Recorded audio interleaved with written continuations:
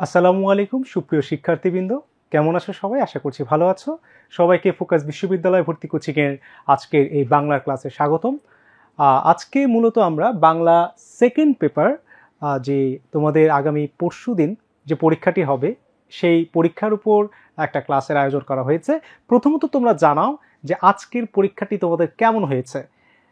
এই বৃষ্টির দিনে তোমরা কত কষ্ট করে আজকে তোমরা পরীক্ষা দিতে গিয়েছো। আমি যখন অফিসে যাচ্ছিলাম, প্রত্যেকটা শিক্ষার্থীদের মধ্যে খুবই টেনশনের ভাব ছিল।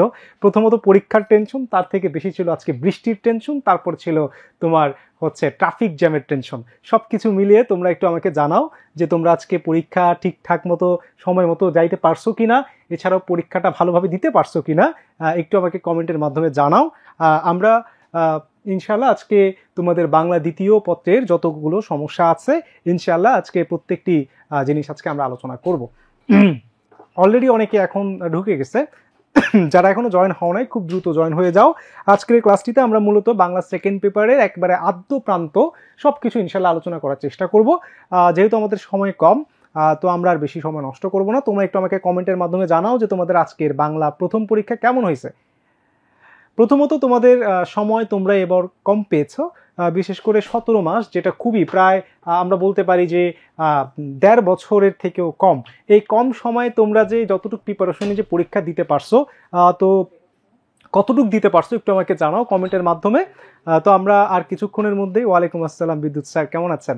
আচ্ছা, তো আমরা কিছুক্ষণের মধ্যে আমাদের ক্লাসে ঢুকে যাব। তো যাই হোক, আলহামদুলিল্লাহ ভালো ভাই। আচ্ছা, তো আমরা মূলত আজকের ক্লাসটি প্রথমত যেটি আলোচনা করব সেটি হচ্ছে অনেকেরই বাংলা প্রথম পরীক্ষা, অনেকের অনেক ভালো হয়েছে, আবার অনেকের অনেক খারাপ হতেও পারে। তো যেটাই হোক, হতাশ হওয়ার কোনো কারণ নাই। যার যতটুকু হয়েছে সেই সামর্থ্য নিয়েই আমাদের সামনের দিকে এগিয়ে যেতে হবে। কারণ কথা হচ্ছে তোমরা কিন্তু জানো যে তোমার অনেকেরই ভালো হয়েছে। আচ্ছা ঠিক আছে, তো ব্যাপারটা হচ্ছে যে তোমার হতাশ হওয়া যাবে না। যে আমার মনে করে যে অনেকে বলতে পারে যে ভাইয়া আমার 75, 76, 77 গিয়ে হয়তো A+ আটকিয়ে যেতে পারে। কোনো ভয় নাই, তোমার কিন্তু এখনো সেকেন্ড পেপার আছে। কারণ তোমরা জানো হয়তো যে তোমার ফার্স্ট পেপার এবং সেকেন্ড পেপার দুইটা মিলিয়ে কিন্তু A+ পাইতে হয়। অর্থাৎ ফার্স্ট পেপারে যদি কেউ মনে করো 75 পায়, তো সেকেন্ড পেপারে কেউ যদি 85 পায় বা তার উপর পায়, তাহলে কিন্তু তার গড়ে 160 হয়ে যায়। অর্থাৎ দুইটা মিলে কিন্তু 160। আচ্ছা, এমসিকিউ সব বোর্ডেরই টুকিটাকি একটু হার্ড হবেই, কারণ 30টা এমসিকিউর মধ্যে আজকে দেখা গেছে যে 10-15টা খুব ইজি ছিল। মানে যারা পড়ালেখা করে আর কি, তাদের মধ্যে থেকে কিন্তু খুব সহজ ছিল, কারণ 7টা গদ্য 7টা পদ্য ছিল, নাটক উপন্যাস ছিল। কিন্তু ব্যাপারটা হচ্ছে বাকি মনে করে যে 15টার মধ্যেও বাকি ধরো 8-10টা এমসিকিউ ছিল যেগুলো একটু চিন্তা ভাবনার বিষয়, আর 2-3টা এমসিকিউ এরকম ছিল যে কিছুটা কনফিউজ, যে এক একজন এক একটা অ্যান্সার দেয়। আচ্ছা যাই হোক, তো আমরা আর বেশি কথায় আগাবো না। আমরা প্রথমত তোমাদের একটু বলার চেষ্টা করব যে তোমাদের যে এইচএসসির বাংলা সেকেন্ড পেপার, এই সেকেন্ড পেপারে কোন কোন টপিক থেকে তোমাদের কোশ্চেন আসে এবং কিভাবে তুমি খুব সহজে 85+ বা 90+ও তুমি পেতে পারো, সেই জিনিসগুলোই আজকে আমরা এই ক্লাসে আলোচনা করব। ঠিক আছে, তো তোমরা অনেকেই জানো যে তোমাদের যে বাংলা 100 মার্কের পরীক্ষা, এই 100 মার্কে কিন্তু বাংলা দ্বিতীয় যে 100 মার্কের পরীক্ষা, এই 100 মার্কের পরীক্ষায় কিন্তু কোনো এমসিকিউ নাই, কোনো এমসিকিউ নাই। আয় হায়, তাহলে তো সব শেষ। এমসিকিউ ছাড়া কিভাবে কি করবো তোমরা? কিন্তু আমরা যেটা দেখেছি যে বাংলা ফার্স্ট পেপারে তোমার এমসিকিউতে ছিল 30 মার্ক, কিন্তু সেকেন্ড পেপারে কোনো এমসিকিউ নাই। অর্থাৎ 3 ঘন্টা যে তোমার পরীক্ষা দিতে হবে, তোমরা অনেকেই জানো এগুলা, যে 3 ঘন্টার তোমার টোটালি একেবারে এমসিকিউ ছাড়া 3 ঘন্টাই তোমার লিখতে হবে। তো কিভাবে তুমি লেখে 85-এর উপর পাবা, সেই জিনিসগুলো আমরা আজকে আলোচনা করার চেষ্টা করব।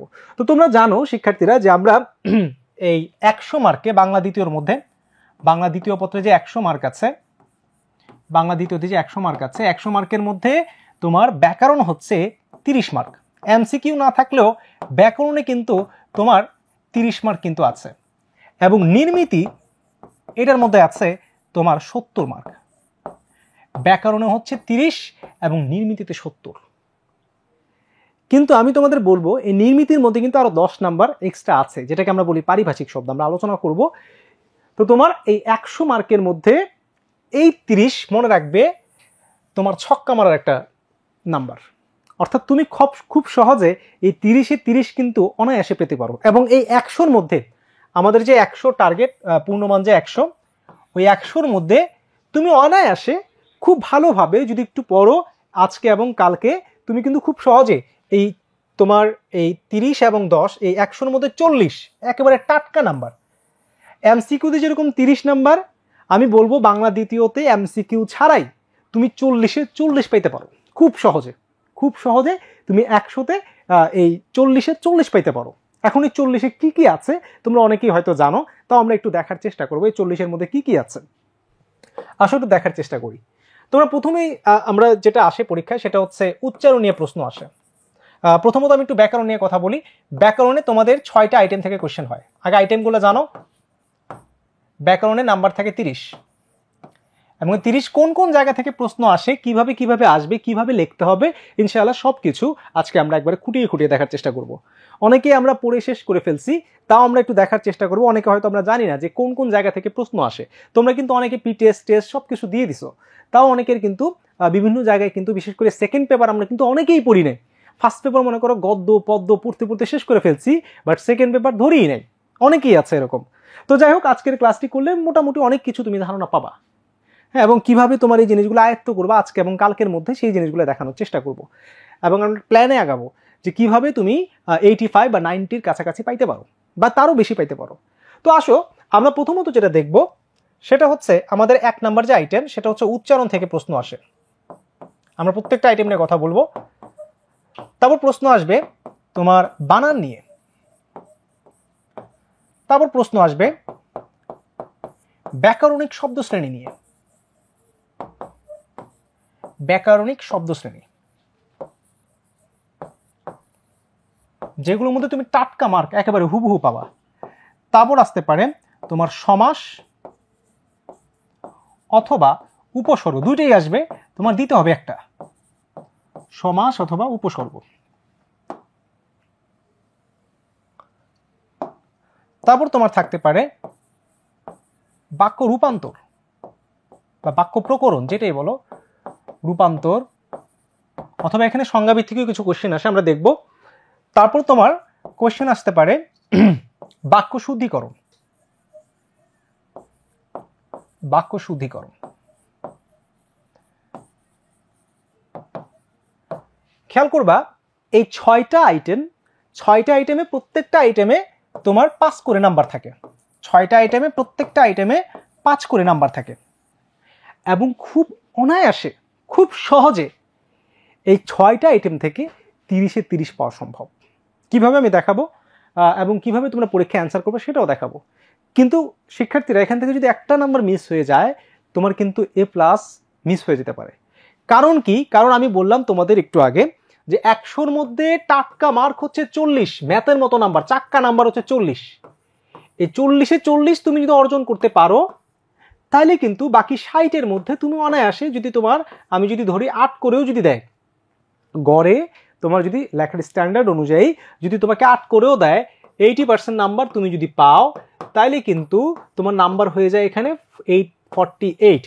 তাহলে 40 আর 48 তোমার নাম্বার যাবে 88। আরও ভালো যদি নাম্বার দেয় তাহলে সেক্ষেত্রে নাম্বার হয়ে যাবে 90+। ঠিক আছে? তো ভয়ের কোনো কারণ নাই, তোমার কাছে এখনো সুযোগ আছে বাংলায় A+ পাওয়া অথবা A+টাকে ধরে রাখা। কারণ অনেকেরই দেখা যায় যে তোমার বাংলা ফার্স্ট পেপার অনেক ভালো করছে, ধরো সে 85+ পেয়ে গেছে বাংলা ফার্স্ট পেপারে, কিন্তু সেকেন্ড পেপারে পাইলো 70, তাহলে কিন্তু হইলো না। দুইটার মধ্যেই দুইটা মিলাইয়াই কিন্তু তোমার কি করতে হবে, 160-এর উপর পাইতে হবে। আচ্ছা, সুরাইয়া জামান জেনি, ওয়ালাইকুম আসসালাম। আচ্ছা, তো যাই হোক, অনেকেই মেনশন করছে তোমাদের ফ্রেন্ডকে, খুবই ধন্যবাদ। তোমরা যারা ক্লাসটি দেখছো তোমাদের ফ্রেন্ডদের মেনশন করো এবং শেয়ার করে দাও যাতে সবাই ক্লাসটি করে উপকৃত হতে পারে। তো যদি বলছিলাম এই যে এই টপিকগুলো তুমি কিভাবে অনেকগুলো আয়ত্ত করে ফেলেছো, অবশ্য শেষ সময় আর কি বলবো, শেষ সময় যেটা বলবো সেটা হচ্ছে আমরা কিছু নমুনা প্রশ্নগুলো দেখবো বিগত বছরের। তোমাদের জাস্ট একটা কথাই বলবো, যতগুলা বোর্ড আছে, যতগুলা টপিক আছে, এই টপিকের তোমরা জাস্ট 2023 সাল, যেটা গত বছর পরীক্ষা হয়েছে, 2020 সালের কিন্তু কোনো পরীক্ষাই হয় নাই। 2020 সালে কোনো পরীক্ষা হয় নাই। 2021 সালে পরীক্ষা হয়েছে কিন্তু গ্রুপ সাবজেক্টের পরীক্ষা হয় নাই। 2022 সালে 50 মার্কের পরীক্ষা হয়েছে। তাই সেই বোর্ডের প্রশ্ন তোমরা চাইলে অ্যাভয়েড করতে পারো। আমি তোমাদের বলবো 2023-এর যতগুলো বোর্ড আছে, 2019 সালের যতগুলো বোর্ড আছে, 2018 সালে একটা বোর্ড সমন্বিত বোর্ডে পরীক্ষা হয়েছিল, তাহলে আমি 18টা ধরবো না, আমি বলবো 17 এবং হচ্ছে 16, একটা দুইটা তিনটা চারটা, এই চারটা বোর্ড, এই চারটা বোর্ড অর্থাৎ 4টা সালের বোর্ড তুমি চাইলে আরো প্রিভিয়াস দেখতে পারো, বাট আজকে কালকে যদি রিভাইজ দিতে চাও, তুমি যদি রিভিশন দিতে চাও, সেক্ষেত্রে আমি তোমাকে বলবো এই প্রত্যেকটা বোর্ড, একটা দুইটা তিনটা চারটা, এই চারটা বোর্ডের প্রত্যেকটা বোর্ডে হয়তো 7টা বা 8টা করে, প্রত্যেকটা সালে হয়তো 7টা বা 8টা বোর্ড আছে। তো 7টা 8টা বোর্ড যদি আমি 7টাও ধরি, তাহলে 4 7 28টা, 28 সেট প্রশ্ন। আবারও বলছি 28 সেট বাংলা প্রশ্ন। কিভাবে? তোমার ধরো এই 23 সালের 7টা বোর্ড, 19 সালের 7টা বোর্ড, 17 সালের 7টা বোর্ড, 2016 সালের 7টা বোর্ড, অলরেডি অনেকের কাছে টেস্ট পেপার আছে। তো তোমরা সেই বোর্ডের যতগুলো এই গ্রামারের টপিক আছে সবগুলো আজকে এবং কালকের মধ্যে সমাধান করে ফেলবে।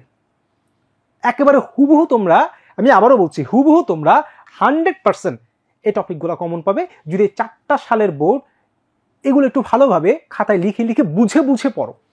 কারণ কি, বাংলা দ্বিতীয় দেখা যায় বিগত বছরের বোর্ড প্রশ্ন থেকে অনেকাংশ ব্যাকরণগুলো আসে। আবারও বলছি এখান থেকে হয়তো 90 বা 80% তুমি বিগত বছরেরগুলো হুবহু পাবা, কিন্তু কিছু এক্সট্রাও থাকে যেগুলো তোমার বুঝা পড়লে তুমি অনেকখানি আগায়া থাকবা। তো আসো আমরা কথা না বাড়িয়ে আমরা আমাদের যে যতগুলো টপিক আছে এই টপিকগুলো আমরা দেখব। আচ্ছা, এখন অনেকে কোশ্চেন করতে পারে যে ভাইয়া আপনি তো 30 নাম্বারের 40 নাম্বারের কথা বলছেন, কিন্তু আপনি তো দেখাইছেন 30 নাম্বার, আর 10 নাম্বার টাটকা নাম্বার কই? ওই 10 নাম্বার টাটকা নাম্বারও আছে, যেটাকে আমরা বলি হচ্ছে 10 নাম্বার থাকে হচ্ছে কি জানো, 10 নাম্বার থাকে হচ্ছে পারিভাষিক শব্দ অথবা অনুবাদ। আমরা যাব সেটাতে, পারিভাষিক শব্দ অথবা অনুবাদ, সেটা নিয়ে আমরা আলোচনা করব। সেটার মধ্যেও তুমি খুব সহজে 10-এ 10 কিন্তু পেতে পারো। তো যাক, আমরা প্রত্যেকটা আইটেম নিয়ে আলোচনা করব। আসো, প্রথমত আমরা আলোচনা করব হচ্ছে উচ্চারণ নিয়ে। খেয়াল করবা, আমরা প্রথমত আলোচনা করব আমাদের উচ্চারণ নিয়ে।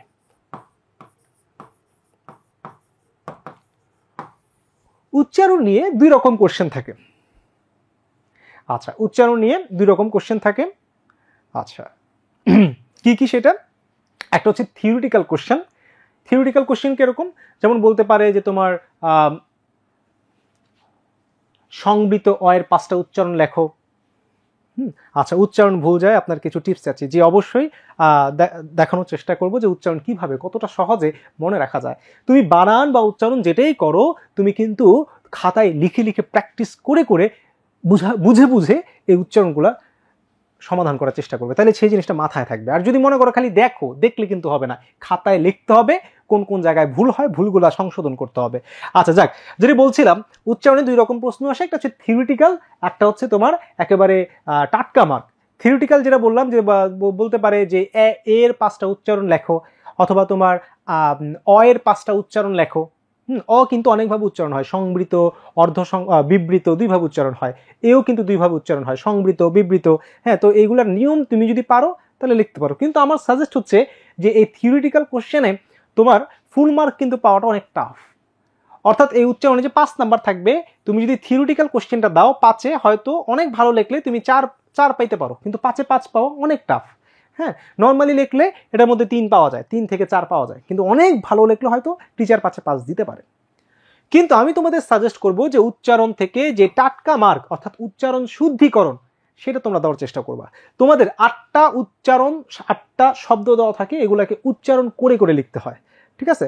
আচ্ছা, এবার আসো, এবার আমরা দেখবো হচ্ছে আমাদের কিছু সাজেশন, যে আমাদের বিগত বছরের যে কোশ্চেনগুলো, সেখান থেকে আমি যেটা করেছি, আমি গুরুত্বপূর্ণ যেগুলো পরীক্ষায় আসার মতো সেই গুরুত্বপূর্ণ উচ্চারণগুলো দেখানোর চেষ্টা করব। খুব সহজে কিভাবে মনে রাখা যায় সেগুলো বলার চেষ্টা করব, এবং আশা করছি যে এগুলো পরীক্ষাতে তোমরা কমন পেয়ে যেতে পারো। তার মানে এই না যে আমি প্রশ্ন ফাঁস করছি।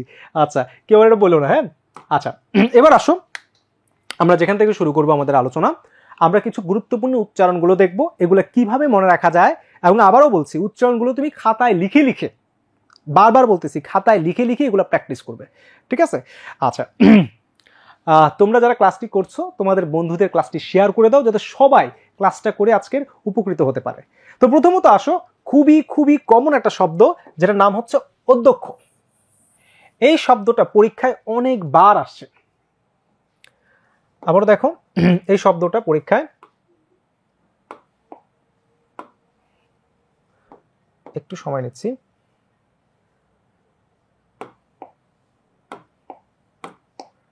আচ্ছা, এই অধ্যক্ষ শব্দটা একটু সময় নিচ্ছে শিক্ষার্থীরা।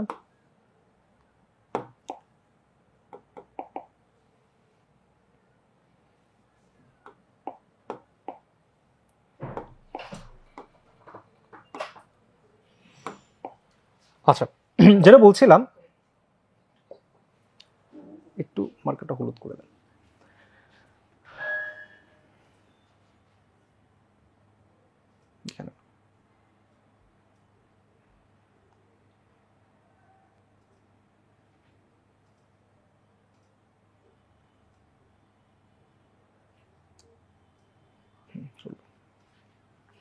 আচ্ছা, যেখানে ছিলাম, খুবই কমন একটা শব্দ যেটার নাম হচ্ছে অধ্যক্ষ। খেয়াল করবে যতগুলো শব্দ আছে তুমি যদি বুঝে বুঝে উচ্চারণগুলো খাতায় লিখে লিখে প্র্যাকটিস করো তাহলে কিন্তু এই উচ্চারণ কখনোই ভুল হবে না। মনে রাখবে আমাদের একটা নিয়ম আছে যে অ এর পরে আগে তোমার জানতে হবে যে অ কয় রকম উচ্চারণ হয়। মনে রাখবে অ দুইভাবে উচ্চারণ হয়, একটা হচ্ছে অ উচ্চারণ হয় অ এর মতো, একটা অ উচ্চারণ হয় উ এর মতো। তো দেখো এই অ যে দুইভাবে উচ্চারণ হয়, একটাকে আমরা বলি সংবৃত, একটাকে আমরা বলি বিবৃত। আচ্ছা ভাইয়া, সংবৃত বিবৃতর আবার কি জিনিস? মনে রাখবে তোমার মুখটা যদি ছোট থাকে তাহলে সংবৃত, আর মুখটা যদি বড় হয় তাহলে বিবৃত। ছোট থাকলে সংবৃত, বড় হলে বিবৃত। আচ্ছা, এবার আসো আমরা যদি দেখি অ ও, অ ও, আ বললে মুখটা বড় হয়, তাই এটাকে আমরা বলবো বিবৃত, এটাকে আমরা বলবো বিবৃত। আর ও বললে মুখটা ছোট হয়, তাই এটাকে আমরা বলবো সংবৃত বা সংক্ষিপ্ত। মুখটা ছোট থাকে, মুখটা বড় হয়। এখন আসো, আমাদের একটা নিয়ম আছে, তোমরা অনেকেই জানো এগুলা, তাও আমি একটু বলছি যে তোমার অ এর পরে যে বর্ণটা থাকে, অ এর পরে যে বর্ণটা থাকে সেটা দুই জফলা থাকে, আরো কিছু থাকতে পারে। অ এর পরে তোমরা জাস্ট জেনে রাখো, অ এর পরে একটা ই অথবা তোমার জফলা অথবা তোমার ক্ষীয় অথবা তোমার দীর্ঘিকার বা রুসুকার যেটাই থাকুক, তখনই অ এর উচ্চারণ ও এর মতো হয়ে যায়, তখনই অ এর উচ্চারণ ও এর মতো হয়ে যায়। এই জিনিসটা তুমি জেনে রাখবা, বেশিরভাগ ক্ষেত্রে, সব ক্ষেত্রে না। তাহলে এবার আসো, অধ্যক্ষ কিন্তু আমরা বলবো না, আমরা বলবো অধ্যক্ষ। আরেকটা জিনিস দেখো, জফলা থাকার কারণে এখানে যে ধ, এই ধটা কিন্তু দ্বিত্ব উচ্চারণ হবে, অর্থাৎ ডাবল উচ্চারণ হবে, দুইবার উচ্চারণ হবে। এখন দেখো এই ধ একটা মহাপ্রাণ বর্ণ বা মহাপ্রাণ ধ্বনি আমরা বলতে পারি। ধ হচ্ছে একটা মহাপ্রাণ ধ্বনি বা বর্ণ। তো এই মহাপ্রাণ ধ্বনিগুলা যখন উচ্চারণ হবে তখন কিন্তু দ্বিত্ব হইতে গেলে তোমার দুইটা ধ কিন্তু থাকতে পারবে না, অর্থাৎ এটা দ্বিত্ব হইতে গেলে এই বর্ণ এবং এর আগের বর্ণ দুইটা মিলে এটা দ্বিত্ব হইতে হয়। অর্থাৎ অধ্যক্ষর তাহলে উচ্চারণটা কি হবে? অধ্যক্ষর উচ্চারণ হবে হচ্ছে ও, তারপর হচ্ছে দ, আর হসন্ত। মনে রাখবে উচ্চারণের ক্ষেত্রে হসন্ত একটা খুবই খুবই মারাত্মক জিনিস, অর্থাৎ তুমি যেখানে থামবা সেখানে কিন্তু হসন্ত দিতে হবে। দেখো ওদ, আমরা থামছি, ওদ, তারপর হচ্ছে কি ধো, আর ক্ষীয়, ক্ষীয়র উচ্চারণ, ক্ষীয় যেহেতু শেষে আছে, আমাদের একটা নিয়ম আছে উচ্চারণে যে ক্ষীয় যদি শেষে থাকে সেটার উচ্চারণটা হয় কার মতো? সেটাও কিন্তু দ্বিত্ব হয়, সেটাও কিন্তু দ্বিত্ব হয়, বা ক ক্ষয়ের মতো উচ্চারণ হয়। কিন্তু শুরুতে থাকলে সেটা ক্ষয়ের মতো উচ্চারণ হয়। যেমন আমরা যদি বলি সাপোজ ক্ষমা, ক্ষমার উচ্চারণটা কি? ক্ষমার উচ্চারণ খুবই সহজ, যে তোমার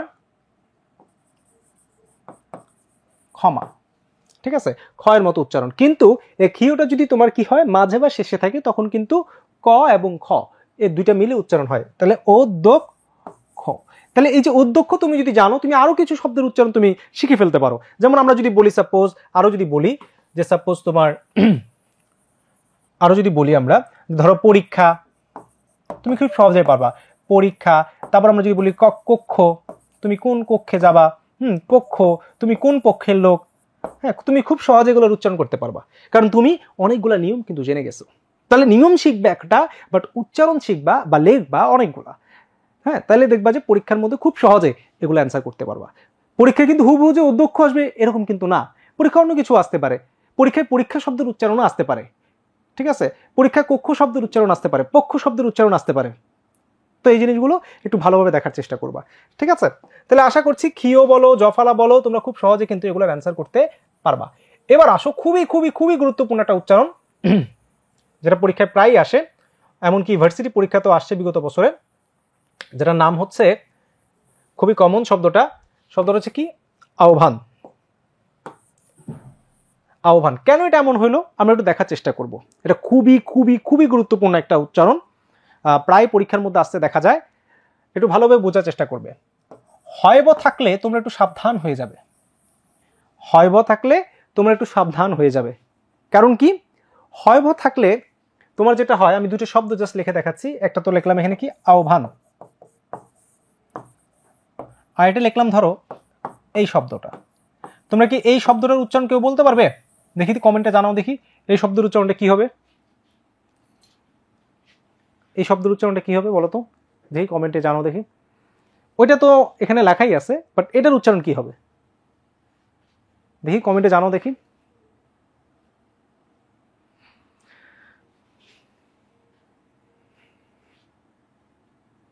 ওয়ালাইকুম আসসালাম রাজু ভাই, কেমন আছেন? আলহামদুলিল্লাহ। আচ্ছা, অনেকে কমেন্ট করছে জিউভা। আচ্ছা আচ্ছা, জিওভা। আচ্ছা, এটা কিন্তু খুব কনফিউশন একটা জিনিস। আচ্ছা, দেখি এবার সঠিকটা দেখার চেষ্টা করব। আচ্ছা, খেয়াল করো, যেহেতু হয়ব, মনে রাখবে টেকনিকটা হচ্ছে তোমরা হয়ব থাকলে তোমরা যেটা করবা, আগে বটাকে আগে ভ বানায় দিবা। তোমাদের কাজ হচ্ছে এই যে বটা দেখতেছো, এই বটাকে আগে ভ বানায় দিব। দুইটার মধ্যে জিনিসটা কমন, বটাকে আমি ভ বানায় দিছি, ঠিক আছে। ঝামেলা হচ্ছে এই হ কে নিয়া। মনে রাখবা হ হচ্ছে একটা ঘাওড়া ঘাটতেরা বিতলা একটা বর্ণ, উচ্চারণের ক্ষেত্রে ঝামেলা। এই হ যেটা করে খেয়াল করবা, এই হয়ব বা এই হয়বয়ের আগে যদি অ অথবা আ থাকে, মনে রাখবা হয়বয়ের আগে যদি অ অথবা আ থাকে, তখন এই হটা হবে ও এর মতো আর এই বটা হবে ভয়ের মতো।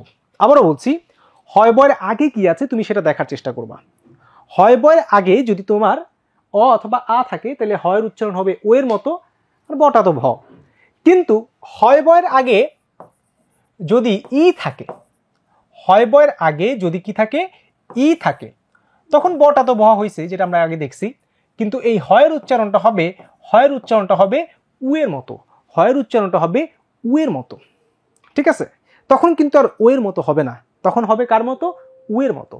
তাই আমরা যেটা দেখতে পাই যে তোমার এই হয়বয়ের আগে যেহেতু আ আছে, হয়বয়ের আগে যেহেতু আ আছে, তাই এই হটা হয়ে যাবে কি ও, আও, আও, আও ভান, আও ভান। এবার একটা কথা শুনো, আমরা নর্মালি জানি যে তোমার আগে যেটা জানতাম যে, বা নর্মালি পুরাণ বই যেটা ছিল, যে স্বরধ্বনির নিচে হসন্ত হয় না, স্বরধ্বনির নিচে হসন্ত হয় না। কিন্তু মনে রাখবা চারটা রসস্বর আছে, চারটা রসস্বর আছে, একটু বলে দিচ্ছি। নতুন যে উচ্চারণের নিয়ম, চারটা রসস্বর, একটা হচ্ছে ই, উ, তারপর হচ্ছে তোমার ও, আর হচ্ছে তোমার এ। এই চারটা, এই চারটা রসস্বর, এই চারটাকে আমরা রসস্বর বলি, হ্যাঁ, রসস্বর, দীর্ঘস্বর বা অর্ধস্বর, সরি দুঃখিত, এই চারটাকে বলা হয় অর্ধস্বর। যেহেতু এগুলোকে অর্ধস্বর বলা হয়, তাই এই বর্ণগুলো যদি কোনো স্বরধ্বনি কোনো শব্দের মাঝে আসে, শুরুতে না, শুরুতে থাকলে কিন্তু কোনো কিছু হবে না, যদি মাঝে আসে, যদি মাঝে আসে, যে একজন কোশ্চেন করছে ভাই স্বরবর্ণে কি হসন্ত হয়, স্বরবর্ণে নর্মালি হসন্ত হয় না, কিন্তু এই চারটা বর্ণ, যে চারটা বর্ণ বললাম, একটা হচ্ছে ই, একটা হচ্ছে উ, একটা হচ্ছে অ, সরি, একটা হচ্ছে ও, একটা হচ্ছে এ, এই চারটা রসস্বর বর্ণে, রসস্বর বর্ণে যদি মাঝখানে থাকে, শেষে না মাঝখানে যদি থাকে, শব্দের মধ্যবর্তী যদি থাকে, তাহলে তোমার ওইটার নিচে একটা হসন্ত দিতে হবে। আগে এটা ছিল না, কিন্তু তোমাদের কিন্তু এটা নতুন নিয়ম অনুযায়ী বা তোমাদের ইন্টারে কিন্তু এইভাবেই এখন দেখা হচ্ছে, ঠিক আছে। বিভিন্ন ভার্সিটিতে বা বোর্ডেও কিন্তু এখন এভাবেই দেখা হচ্ছে যে তোমার নর্মালি আমরা স্বরধ্বনি নিচে হসন্ত দেই না, কিন্তু এই চারটা স্বরধ্বনি যেটা বললাম, ই, উ, এ, ও বা ও, এ, এই চারটা স্বরধ্বনি যদি কোনো শব্দের মাঝে থাকে, শুরুতে না মাঝে যদি থাকে, তাহলে ওটা নিচে হসন্ত দিতে হবে, ঠিক আছে। আচ্ছা, তাহলে আশা করছি এই তোমার আহ্বান এবং জিউভা, জি জি ই আছে দেখে তুমি খুব সহজে জিউভা এটা উচ্চারণ করতে পারবা। জিউ, এই যে উ এর নিচে কি করতে হবে, একটা হসন্ত দিতে হবে। উ এর নিচেটা কি করতে হবে, হসন্ত দিতে হবে। কেন হসন্ত দিতে হবে ভাইয়া? কারণ এটা হচ্ছে অর্ধস্বর, যেহেতু অর্ধস্বর, তাই তোমার এটা নিচে কি করতে হবে, হসন্ত দিতে হবে, ঠিক আছে। আমরা কি বুঝতে পারছি? আচ্ছা, এবার আসো আমরা যদি দেখি অতঃপর, খেয়াল করো, আশা করছি আহ্বান এবং জিহ্বা আমরা বুঝতে পারছি। তাহলে এই যে হয়ব দিয়ে যতগুলা তোমার বিগত বছরের প্রশ্ন আসছে, তুমি সব কিন্তু একেবারে খুব সহজে আয়ত্ত করতে পারো। এখন তুমি মনে করো বিউ ভল, গউ ভর, খুব সহজে এই বর্ণগুলোর উচ্চারণ কিন্তু তুমি জানতে পারবা। প্রশ্ন কিন্তু রিপিট হয় না, রিপিট হয় হচ্ছে নিয়ম, হ্যাঁ স্ট্রাকচার রিপিট হয়, তাহলেই কিন্তু খুব সহজে তুমি ধরতে পারবা। আচ্ছা ফয়সাল আহমেদ ভুইয়া, ওয়ালাইকুম আসসালাম। আচ্ছা এরপর আসো অতঃপর। খেয়াল করো বিসর্গর উচ্চারণ অনেক রকম হয়, বিসর্গর উচ্চারণ মাঝে মাঝে হয়ের মতো হয়, যেমন বাহ ছি হয়ের মতো হতে পারে, কিন্তু বিসর্গর উচ্চারণ কিন্তু দ্বিত্ব হইতে পারে, মানে ডাবল উচ্চারণ হয়ে যায়, যেটা আমরা এখানে দেখলাম অ তো ত না কিন্তু তো, তারপর হচ্ছে কি যে প প, এই যে পয়ের আগে বিসর্গ থাকার কারণে এই পটা কি হয়ে গেছে দ্বিত্ব হয়ে গেছে, পটা ডাবল হয়ে গেছে, ঠিক আছে। তো এরকম করে তারপর যদি আমরা দেখি চর্যাপদ, এখানেও দেখো চ এরপরে রেফ এরপর অন্তস্থীয় জ আছে, তাই অ এর উচ্চারণটা ও এর মতো, চর্যা না কিন্তু অনেকেই ভুল করে, চর্যাপদ না, উচ্চারণটা হচ্ছে চর্যাপদ, চর্যাপদ। আচ্ছা তারপর হচ্ছে এখানে একটা ভুল হয়েছে, এখানে হসন্ত হবে, যেখানে তুমি থামবা সেখানে কিন্তু তোমার কি করতে হবে হসন্ত দিতে হবে, উচ্চারণে হসন্ত যদি না দাও তাহলে কিন্তু সেই উচ্চারণটা ভুল হয়ে যাবে, ঠিক আছে। যেখানে থামবা সেখানেই হসন্ত দিতে হবে। আর যেটা দেখলাম যে স্বরধ্বনি নিচেও তোমার কি হয়, তোমার স্বরধ্বনি নিচেও কিন্তু তোমার যে অর্ধস্বরগুলা বললাম সেগুলো নিচে কিন্তু হসন্ত দিতে হয়।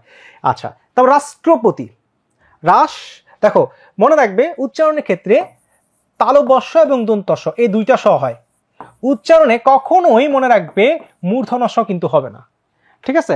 এখন তোমার জাস্ট দেখতে হবে কখন কোনটা, যদি শয়ের উচ্চারণ শয়ের মতো হয় তাহলে সেটা তালব্য, আর যদি শয়ের উচ্চারণ স এর মতো হয় স, যেমন শ্রাবণ স্নেহ, হ্যাঁ স, স্মৃতি স্নান স্নেহ, এরকম যদি হয় স্নে স, সিন এরকম যদি হয় তাহলে দন্ত স।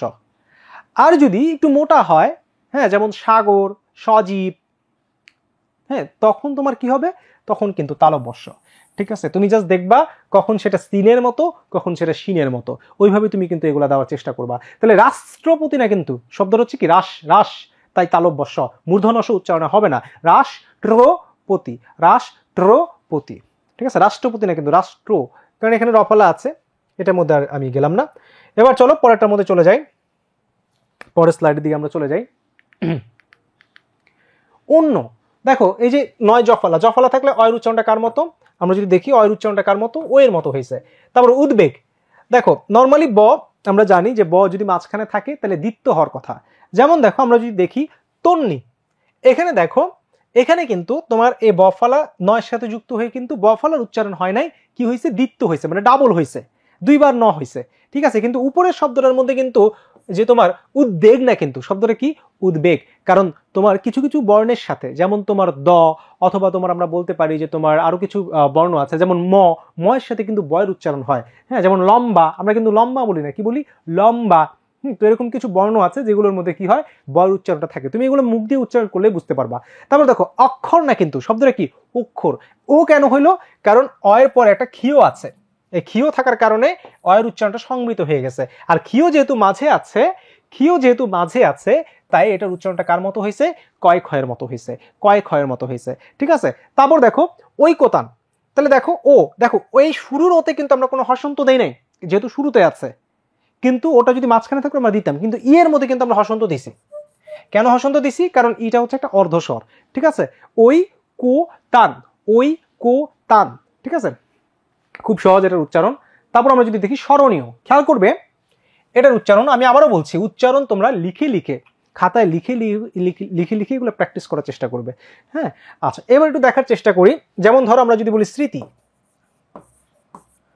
স্মৃতি মনে রাখবে দন্ত সরি দুঃখিত, মফলা শব্দের শুরুতে থাকলে, মফলা শব্দের শুরুতে থাকলে সেটার উচ্চারণ হয় না, মফলা শব্দের শুরুতে থাকলে সেটার উচ্চারণ হয় না, কিন্তু একটা নাসিক্য ভাব কিন্তু থেকে যায়।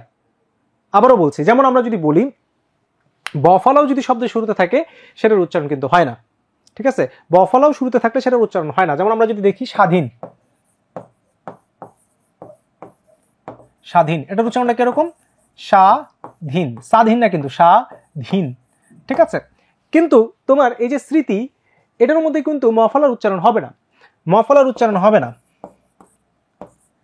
মফলার উচ্চারণ হবে না, কিন্তু একটা নাসিক্য ভাব ছেড়ে যাবে, যার কারণে তোমার এই শয়ের উপর একটা চন্দ্রবিন্দু দিতে হবে, তাহলে এটার উচ্চারণটা কি স্মৃতি, একটা চন্দ্রবিন্দু দিতে হবে, কারণ কি, কারণ হচ্ছে এটা মফলা, ম একটা নাসিক্য ধ্বনি।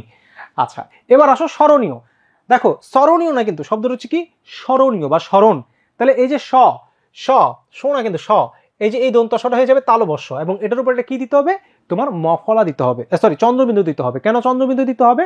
কারণ এখানে একটা মফলা আছে, ঠিক আছে, স্মরণীয়। আর একটা জিনিস মনে রাখবে যে তোমার উচ্চারণের মধ্যে দন্তন্য বা মূর্ধন্য যেটাই থাকুক, তোমার উচ্চারণে সবসময় কি হবে, দন্তন্য হবে। উচ্চারণে সবসময় দন্তন্য হবে, মূর্ধন্য কিন্তু উচ্চারণে হয় না। এগুলো তোমরা জানো, বেসিক জিনিস। আচ্ছা, ঐতিহ্য, খেয়াল করবেন এই শব্দটা খুবই গুরুত্বপূর্ণ একটা শব্দ, যারা উচ্চারণ প্রায় পরীক্ষায় আসে, আমরা দেখার চেষ্টা করব।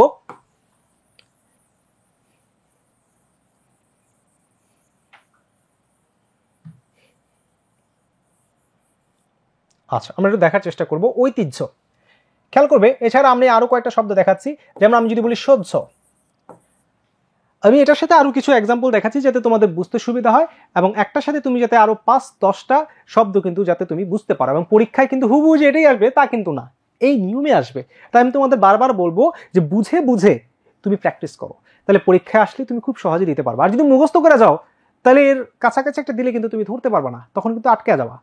আচ্ছা, এবার আসো, তাহলে আমরা যদি দেখি যে হয়জ ফলা যদি কোনো শব্দের মাঝে থাকে, তাহলে সেটার উচ্চারণটা হয় বর্গীয় জ এবং ঝ, বর্গীয় জ এবং ঝ, এরকম শব্দটা হয় বর্গীয় জ ঝ।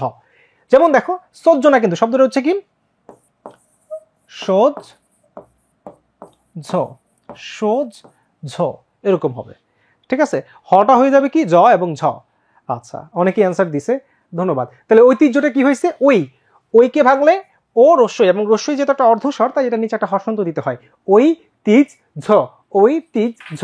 তারপর উদাহরণ, এটাও খুব সহজ, উদা হ হ রন, হ রন, এবং মূর্ধন্যটা দন্তন্য হয়ে গেছে, এটা নিয়ে আমি তেমন কিছু বললাম না।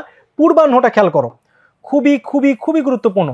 এই উচ্চারণের সাথে আমি বানানটা একটু দেখা দিচ্ছি, পূর্বাহ্ন, অপরাহ্ন, সায়াহ্ন, একটু খেয়াল করবে। পূর্বাহ্ন, অপরাহ্ন,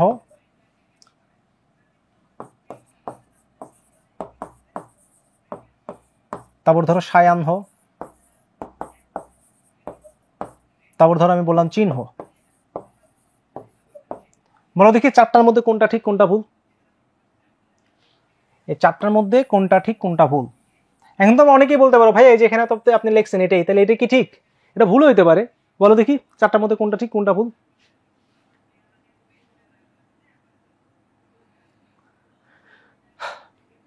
এটা কিন্তু ঢাকা ভার্সিটি কোশ্চেন বা বিগত বছরের কোশ্চেন। ইয়াকুব খান, ওয়ালাইকুম আসসালাম। আচ্ছা, আগে জল পরে পরে ঝোলা। আচ্ছা আচ্ছা, প্রথমটা ঠিক শিওর? আচ্ছা, কেন যে এটা এখানে দিছি দেখে এটা ঠিক? আচ্ছা, একটু বুঝতে হবে, একটু ভালোভাবে জেনে বা আমরা একটু এই জিনিসটা যদি মাথায় রাখি তাহলে কিন্তু ভুল হবে না। হ্যাঁ, এবং খুব সহজে খুব সহজ টেকনিকে আমরা কিন্তু এটা বুঝতে পারি। অনেকে সায়ান্ন বলতেছে, আচ্ছা সায়ান্ন অনেক ঠিক ঠিক বানান দিচ্ছে। আচ্ছা চিহ্ন, আচ্ছা চিহ্ন এটা ভুল। আচ্ছা, অনেকে ঠিক বানান লিখে বলতেছে হ্যাঁ এটা ঠিক। আচ্ছা জি একদম। আচ্ছা, এটা কিন্তু খুবই খুবই ক্রুশিয়াল এবং খুবই প্যাচালো জিনিস। হ্যাঁ, আমরা একটু দেখার চেষ্টা করবো, এটা খেয়াল করবো। এটার জন্য আমরা একটু বোর্ডটা ইউজ করবো। যেমন দেখো, আমি যদি তোমাদের যদি একটু দেখাই, খুবই খুবই গুরুত্বপূর্ণ চারটা বানান আমি যদি একটু দেখাই তোমাদের। প্রথমত আগে জানতে হবে এই জিনিসটা এবং এই জিনিসটা খুব মারাত্মক দুইটা জিনিস, খুব মারাত্মক দুইটা জিনিস। খেয়াল করো, আমি বানানটাও দেখা দিচ্ছি একসাথে, খেয়াল করবে একটু ভালোভাবে। যে মনে করো তয় ন, পয় ন, শয় ন, গয় ন, যে বর্ণের সাথে আমি ন লাগাই, খেয়াল করবে যে বর্ণের সাথে আমি ন লাগাই সেই বর্ণটা কিন্তু দন্তন্য হয়। তয় দন্তন্য, পয় দন্তন্য, হ্যাঁ, শয় দন্তন্য, গয় দন্তন্য। কিন্তু কিন্তু কিন্তু মনে রাখবেন, হয়ের নিচে যেই নটা হয়, একটু ভালো মতো জেনে রাখো, হয়ের নিচে যেই নটা হয় সেটা হচ্ছে তোমার মূর্ধন্য, আর হয়ের পাশে যেই নটা হয় সেটা হচ্ছে দন্তন্য। অন্য কোনো বর্ণের মধ্যে কিন্তু আর পাশে কোনো ন হয় না, ঠিক আছে। হয় নিচে যে নটা হয় সেটা মূর্ধন্য, আর হয়ের পাশে যেটা হয় সেটা হচ্ছে তোমার দন্তন্য। এবার আসো আমরা দেখব যে কখন দন্তন্য এবং কখন মূর্ধন্য হয়, এটা আমরা একটু দেখার চেষ্টা করব। খেয়াল করো, আমরা যদি এবার শব্দগুলো দেখি, আমরা যদি সহজ একটা টেকনিক ফলো করি, পূর্বাহ্ন এই শব্দটার মধ্যে প্রথম শর্ত হচ্ছে রি রস থাকতে হবে। তাহলে দেখো এখানে রি রস আছে কিনা, একটা রেফ আছে, যেহেতু রেফ আছে তাই এখানে মূর্ধন্য হইতে পারে। হ্যাঁ, যেহেতু রেফ আছে তাই এখানে মূর্ধন্য হইতে পারে। আচ্ছা, অনেকে বলতে তিনটা সঠিক, আমরা একটু ভালোভাবে দেখার চেষ্টা করব। আচ্ছা দেখো, একটু বানানটা জেনে রাখো ভালোভাবে। পূর্বাহ্ন বানানটা আমি এটা লাস্টে দেখাবো, আগে বাকিগুলো দেখাই। আমরা যদি চিহ্ন বানানটা দেখি, চিহ্ন বানান এটা কিন্তু ভুল, আমি যেটা লিখেছিলাম এটা ভুল। কেন ভুল জানো? কারণ হচ্ছে তোমার এখানে রি র স নাই। একেবারে সহজ কথা হচ্ছে তোমার যদি রি র স থাকে বা রি র স যদি না থাকে, রি র অথবা মূর্ধন্য স এই তিনটার মধ্যে একটা বর্ণ যদি না থাকে, এগুলো যদি না থাকে তাইলে হবে তোমার দন্তন্য। আর এগুলো যদি থাকে তখন একটা শর্ত আছে, এটার মধ্যে আরেকটু শর্ত আছে যেটা আমরা একটু ডিপ আলোচনা, আমি আপাতত শর্টে তোমাদের বলছি।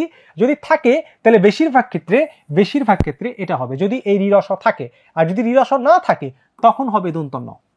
এবার দেখো চিহ্ন বানানে রি র স নাই, যেহেতু নাই তাই দন্তন্য হবে। আর হয়ের ক্ষেত্রে দন্তন্যটা কেমন হয়? হয়ের ক্ষেত্রে দন্তন্যটা হয় পাশে দিয়ে, হয়ের ক্ষেত্রে দন্তন্য হয় এরকম। অনেকে আমরা জানি চিহ্ন বানানটা এটা, কিন্তু এটার মধ্যে দন্তন্য ব্যবহার হয়েছে না মূর্ধন্য ব্যবহার হয়েছে আমরা কিন্তু জানি না। তো এর মধ্যে কোন ব্যবহার করা হয়েছে?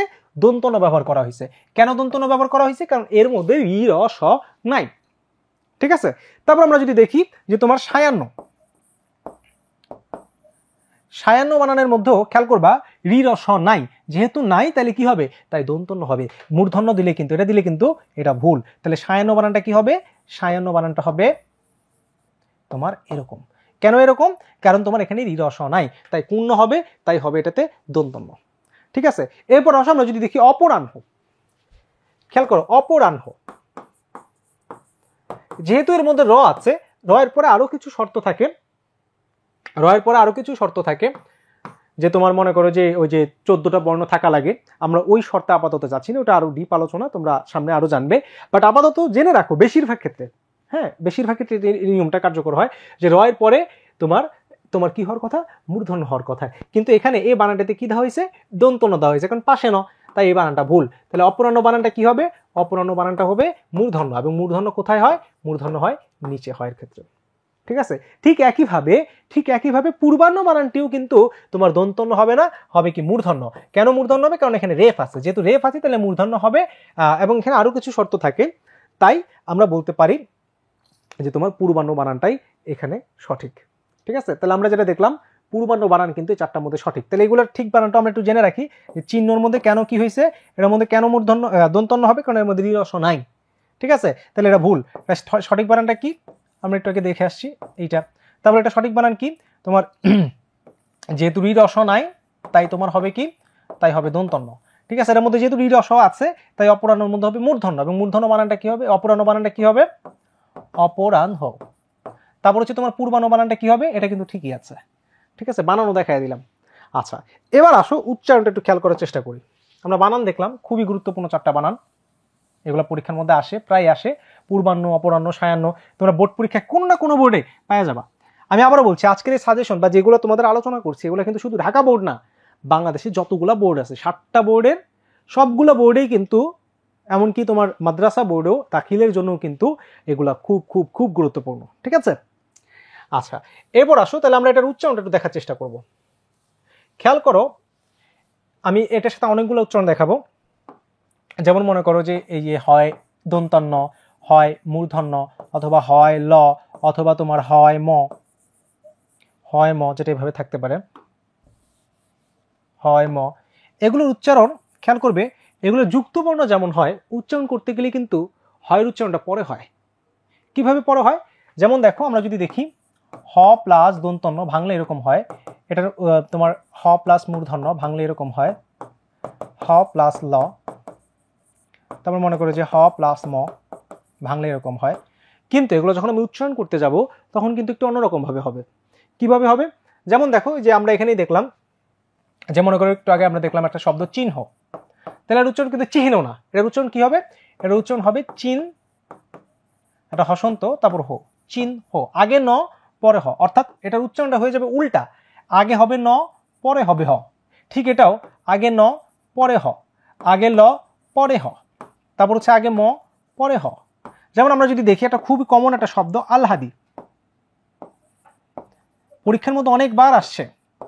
এটার উচ্চারণ কি? অনেকে বলে আহলাদি, অনেকে বলে আল্লাদি, এটা কিন্তু ভুল। এটার আসল উচ্চারণ কি হবে? আগে ল পরে হ, আগে ল পরে হ, আল হাদি, আল হাদি, আল্লাদি না কিন্তু আল হাদি। ঠিক আছে, কিভাবে? চিহ্ন, চিহ্ন না চিহ্ন, ঠিক আছে, কিভাবে? পুর বান আগে ন পরে হ। মনে রাখবেন, উচ্চারণে মূর্ধন্য থাকলেও, শব্দে মূর্ধন্য থাকলেও উচ্চারণ করতে গেলে কিন্তু দন্ত ন হয়ে যায়। ঠিক আছে, তারপর কি আমরা যদি বলি সাপোজ ব্রাহ্মণ, ব্রাহ্মণবাড়িয়া, ব্রাহ্মণ, এটা উচ্চারণ কি হবে? খুবই সহজ, আগে ম পরে হ, ব্রাহ্মণ, হটা পরে চলে যাবে। তাহলে এই বর্ণগুলো যদি উচ্চারণ করি তাহলে কি হবে ভাইয়া? তাহলে হটা পরে চলে যাবে। ঠিক আছে, আচ্ছা, তাহলে এটাও গেল। তারপর প্রতিজ্ঞা, তাহলে প্রতিজ্ঞা মনে রাখবে যে এটাকে ভাঙলে, এই জিনিসটাকে ভাঙলে তোমার আমরা কয়েকটা জিনিস পাই। এটা যদি শব্দের শুরুতে থাকে, মনে রাখো, এটা যদি শব্দের শুরুতে থাকে তাহলে গয়জফালা, গয়জফালা চন্দ্রবিন্দু। কিন্তু এই জিনিসটা যদি শব্দের মাঝে অথবা শেষে থাকে তখন কিন্তু দুইটা গ দিতে হয়, দুইটা গ এবং পরেরটার মধ্যে চন্দ্রবিন্দু। কেন চন্দ্রবিন্দু দিতে হয় জানো? কারণ এই বর্ণটাকে যদি আমরা ভাঙি, এই বর্ণটাকে যদি আমরা ভাঙি তখন বর্গীয় জ প্লাস ইয়, একটা নাসিক্য ব্যঞ্জন আছে ইয়, ইয়র কারণে এখানে একটা চন্দ্রবিন্দু দিতে হবে। ঠিক আছে, তাহলে এটা হচ্ছে দুই রকম উচ্চারণ হয়। যেমন আমরা যদি বলি, দুঃখিত শিক্ষার্থীরা, আচ্ছা দেখো, আচ্ছা যেটি বলছিলাম যে তোমার এটা যদি শব্দের শুরুতে থাকে তখন কি হবে? তখন হচ্ছে তোমার সিঙ্গেল একটা গ হয়। যেমন আমরা যদি বলি যে তোমার জ্ঞান, এটার উচ্চারণটা কিরকম? গয় চন্দ্রবিন্দু জফলা, তারপরে একটা আকার তো আছে, আকার দন্তন হসন্ত। কিন্তু যদি মাঝে বা শেষে থাকে তখন কি হবে? তখন দুইটা গ। যেমন আমরা যদি এখানে দেখলাম যে গিয় যেহেতু মাঝে বা শেষে আছে তাই এখানে কি হবে? দুইটা গ হবে, এবং দুইটা গ এর মধ্যে কিন্তু পরে তোমার জফলা কিন্তু দেওয়া হয় নাই। ঠিক আছে, জফলা কিন্তু হবে না, কিন্তু পরেরটার মধ্যে কি করতে হবে? চন্দ্রবিন্দু দিতে হবে। এভাবে আমরা এই জিনিসগুলো দেখার চেষ্টা করব। আশা করছি ধরতে পারতো, সেগুলো কিন্তু খুবই গুরুত্বপূর্ণ। তো পূর্বে যেটা তোমাদের দেখাইলাম যে বিসর্গর কারণে এই পটা ডাবল হয়ে যাবে। ঠিক আছে, ছাত্র, খেয়াল করবে র ফলার উচ্চারণ খুবই গুরুত্বপূর্ণ। র ফলার উচ্চারণ, অনেকে এই যে ছাত্র এই শব্দটাকে এভাবে উচ্চারণ করে, এটা খুব সহজ। কি ভাইয়া? ছাত্র, খুবই সহজা, ছাত্র, এটা তো ঠিকই আছে, ভুল আছে কোনো? কিন্তু এর মধ্যে ভুল আছে। কি ভুল আছে ভাইয়া? তোমার র ফলা যার সাথে থাকবে ওই বর্ণটা কিন্তু দ্বিত্ব হবে। দ্বিত্ব মানে কি ভাইয়া? ডাবল হবে। ডাবল কিভাবে? যেমন দেখো, ছাত, তখন হয়ে যাবে কি? ত্র, দুইটা ত, দুইটা ত। হ্যাঁ, আমরা যদি বলি চক্র, তাহলে উচ্চারণটা কিরকম? চক, দুইটা ক, তারপর র, চক্র। ঠিক আছে, বা চক্র। তো একইভাবে তোমার কি হলো? ছাত্র অথবা ব্যতিক্রম। দেখো এই যে কয়র ফালা, এটা কিন্তু কয়র ফালা, যেহেতু কয়র ফালা তাই তোমার কি হয়েছে? তোমার এই কটা কিন্তু দুইবার উচ্চারণ হয়েছে, ব্যতিক্রম। তারপর নক্ষত্র, যেটা তোমাদের বলেছিলাম ক্ষিয়, ক্ষিয় মাঝখানে আছে তাই এর উচ্চারণটা কি ভাইয়া? কয় খ, কয় খ। এবং এই তয়ের ফালার নিচে তোমার, তয়ের নিচে একটা রফালা, তাই তোমার কি হয়েছে? তাই তোমার এখানে দুইটা ত হয়েছে। ঠিক আছে, আচ্ছা তারপর দেখো ঐশ্বর্য, তাহলে রফালা থাকলে তোমার কি হবে? দ্বিত্ব হবে, দুইটা র হবে। তারপর দেখো ঐশ্বর্য, আবারও বলছি এই উচ্চারণ তোমরা খাতায় লিখে লিখে বুঝে বুঝে এগুলা করার চেষ্টা করবে, তাইলে জিনিসটা মনে থাকবে। নাহলে কিন্তু পরীক্ষার মধ্যে তুমি কমন পারো কিন্তু ভুলে যাবে, হয়তো একটা হসন্ত ভুলে যাবে, হয়তো তুমি একটা মূর্ধন্য দিয়ে আসবা, হ্যাঁ, হয়তো মনে করো দ্বিত্ব করবা না, দুইটা ক দিবা না, এরকমই কিন্তু ভুল হয়ে যাবে। তুমি জানো, হয়তো বুঝে মনে করছো যে হ্যাঁ ঠিকই তো দিছি, কিন্তু আসলে কিন্তু ঠিক দাও নেই। ঠিক আছে, তখন কিন্তু নাম্বার কমে যাবে অনেক ক্ষেত্রে। আচ্ছা ঐশ্বর্য, তাহলে ওই উচ্চারণ ওই। তারপরে যে শয়ের নিচে বফলা, শয়ের নিচে বফলা থাকলে কিন্তু দ্বিত্ব হয়, সেটা আমরা একটু আগে দেখেছি যে দুইটা তালু বর্ষ হয়ে যাবে, ঐশ্বর্য। ঠিক আছে, অন্তস্থ জয়ের উচ্চারণ হচ্ছে তোমার কিসের মতো? বর্গীয় জয়ের মতো হয়ে যায় উচ্চারণের ক্ষেত্রে। আচ্ছা তারপর আমরা দেখি প্রশ্ন, খুবই সুন্দর একটা প্রশ্ন, এটাও কিন্তু বোর্ড পরীক্ষায় আসছিল। হ্যাঁ, প্রশ্ন, অনেকে কিন্তু আমরা এটা ভুল করি যে প্রশ্ন, প্রশ্ন তালু বর্ষ হওয়ার কথা, কিন্তু না, দেখো প্রশ্ন না, কিন্তু শব্দটা পারফেক্ট উচ্চারণ হচ্ছে প্রশ্ন, প্রশ্ন। ঠিক আছে, আচ্ছা জয়ধ্বনি, এই যে তোমার এই বফলা ধয়ের সাথে আছে তাই ধটা কি হয়ে যাবে? দ্বিত্ব হয়ে যাবে। আর ধটা বা এই যে তোমার কি বলে মহাপ্রাণ বর্ণগুলো যখন দ্বিত্ব হয় তখন আগের বর্ণ নিয়ে দ্বিত্ব হয়। যেমন আমরা যদি বলি সভ্য বা সভ্য, দেখো তো সভ্য, তাহলে এটা উচ্চারণে কি হবে? ভ যেহেতু আছে এটাও দ্বিত্ব হবে, কিন্তু দ্বিত্বটা কিভাবে হবে? আগের বর্ণ নিয়ে।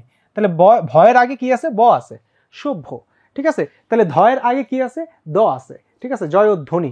সৌন্দর্য, খুবই কমন একটা শব্দ, সৌন্দর্য। তো দেখো সৌন্দর্য, সৌ, ও এর উচ্চারণ কি? ও আর উ, ও, সৌন, তারপর হচ্ছে দৌর্য, দর্জ না কিন্তু, সৌন্দর্য। আচ্ছা আলোচনা করা যাবে, ঠিক আছে, প্রতিবেদনে আলোচনা করবো ইনশাআল্লাহ। অন্নপূর্ণ, এটাও খুবই সহজ, দুইটা ন আছে, অন্নপূর্ণা, এটা আর তেমন কিছু নাই। ন্যূনতম, এটাও খুব সহজ, বানানটা ভালোভাবে দেখবা। ন্যূনতম বানানোকে ভুল করে বা উচ্চারণ করতে ভুল করে, অনেকে বলে ন্যূনতম, ন্যূনতম না কিন্তু ন্যূনতম। ঠিক আছে। আচ্ছা, তারপর আসো দেখি, এরপর আমরা চলে যাব বানানে। তাহলে বলো তো উচ্চারণ নিয়ে কারো কোনো প্রশ্ন আছে? তাহলে আমরা আশা করছি আমরা যেগুলো বললাম সেগুলো থেকে ইনশাল্লাহ উচ্চারণ অনেকগুলো তোমরা কমন পাবা। ঠিক আছে, হয়তো হুবহু কমন না পাইলেও অনেকগুলো নিয়ম কিন্তু তোমরা কমন পাবা। ঠিক আছে, আমরা সবকিছু নিয়ে কথা বলবো আজকে ইনশাল্লাহ। আচ্ছা, তাহলে আশা করছি উচ্চারণ নিয়ে কারো কোনো সমস্যা নাই। এবার আসো আমরা কথা বলবো সে বানান নিয়ে। বানান নিয়েও খুবই টাটকা নাম্বার থাকে এখানে, যে 8টা বানান দেওয়া থাকে, 8টা বানান শুদ্ধি থাকে, সেটার মধ্যে যে কোনো 5টা দিতে হয়। আর উচ্চারণের মধ্যে 8টা উচ্চারণ থাকে, যে কোনো 5টা দিতে হয়। তুমি কিন্তু খুব সহজে পারবা, হয়তো 8টার মধ্যে দেখবো 6-7টাও তুমি পারো। হ্যাঁ, আমার সময় এমন হয়েছিল যে আমি 8টার মধ্যে 8টাই পারি, তখন কোনটা থেকে কোনটা দিমু, হ্যাঁ, তখন এটা ঝামেলা হয়ে যায়। আচ্ছা, উচ্চারণে মনে রাখবা, উ আর অনুস্বারের মধ্যে অনুস্বার কখনো উচ্চারণ হয় না। উচ্চারণে সব সময় উ হয়, উচ্চারণে সব সময় উ হয়, অনুস্বার কখনোই হয় না। আচ্ছা, এবার আসো আমরা চলে যাব বানানে।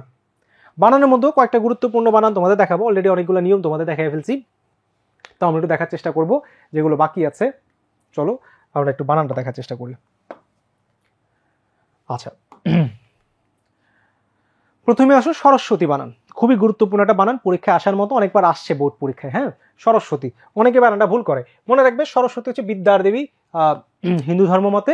তো এখানে এই সরস্বতীর মধ্যে প্রথমটার মধ্যে কোনো বফালা নাই, খেয়াল করবে, প্রথমটার মধ্যে কোনো বফালা হবে না, কিন্তু পরেরটার মধ্যে বফালা দিতে হবে। তা এটা খুবই গুরুত্বপূর্ণ একটা বানান। ঠিক আছে। আচ্ছা, ইতিমধ্যে আর ইতিপূর্বে খুবই গুরুত্বপূর্ণ দুইটা বানান, মনে রাখবে। ইতোমধ্যে বানানটা হচ্ছে এরকম হবে, ইতোমধ্যের মাঝখানেটা ওকার হবে। এটা অনেক নিয়ম আছে, আপাতত তোমাদের শর্টকাট মনে রাখার জন্য বলছি। কিন্তু ইতো পূর্বে বানানের মধ্যে ইতো পূর্বের আগে একটা বিসর্গ দিতে হয়। আবারও বলছি, এটা মনে রাখতে পারো এভাবে, যে ইতো মধ্যে এর মাঝখানে একটা কি হবে, এর মাঝখানে একটা ও হবে। ইতো মধ্যে এর মাঝখানে একটা কি হবে, ও হবে। কিন্তু ইতো পূর্বে এই পূর্বের আগে একটা বিসর্গ দিতে হবে। এটা জাস্ট মনে রাখার টেকনিক। ঠিক আছে, নিয়মে গেলে অনেক সময় লাগবে, আপাতত আজকে নিয়ে তোমার টেকনিকটা মনে রাখো, যে কিভাবে মনে রাখবে বানান। এই দুইটা বানান কিন্তু পরীক্ষায় অনেকবার অনেক সময় আসছে, তুমি আপাতত জেনে রাখো। ইতো মধ্যের মাঝখানে একটা কি হবে, ও হবে। আর ইতো পূর্বে একটা কি হবে, বিসর্গ হবে। এভাবে আপাতত জেনে রাখো, টেকনিকটা জেনে রাখো। ঠিক আছে। আচ্ছা, এরপর আসলে অনেকেই মেনশন দিচ্ছে, ধন্যবাদ। তোমরা তোমাদের ফ্রেন্ডদের মেনশন করে দাও, যাতে সবাই ক্লাসটি করে উপকৃত হতে পারে।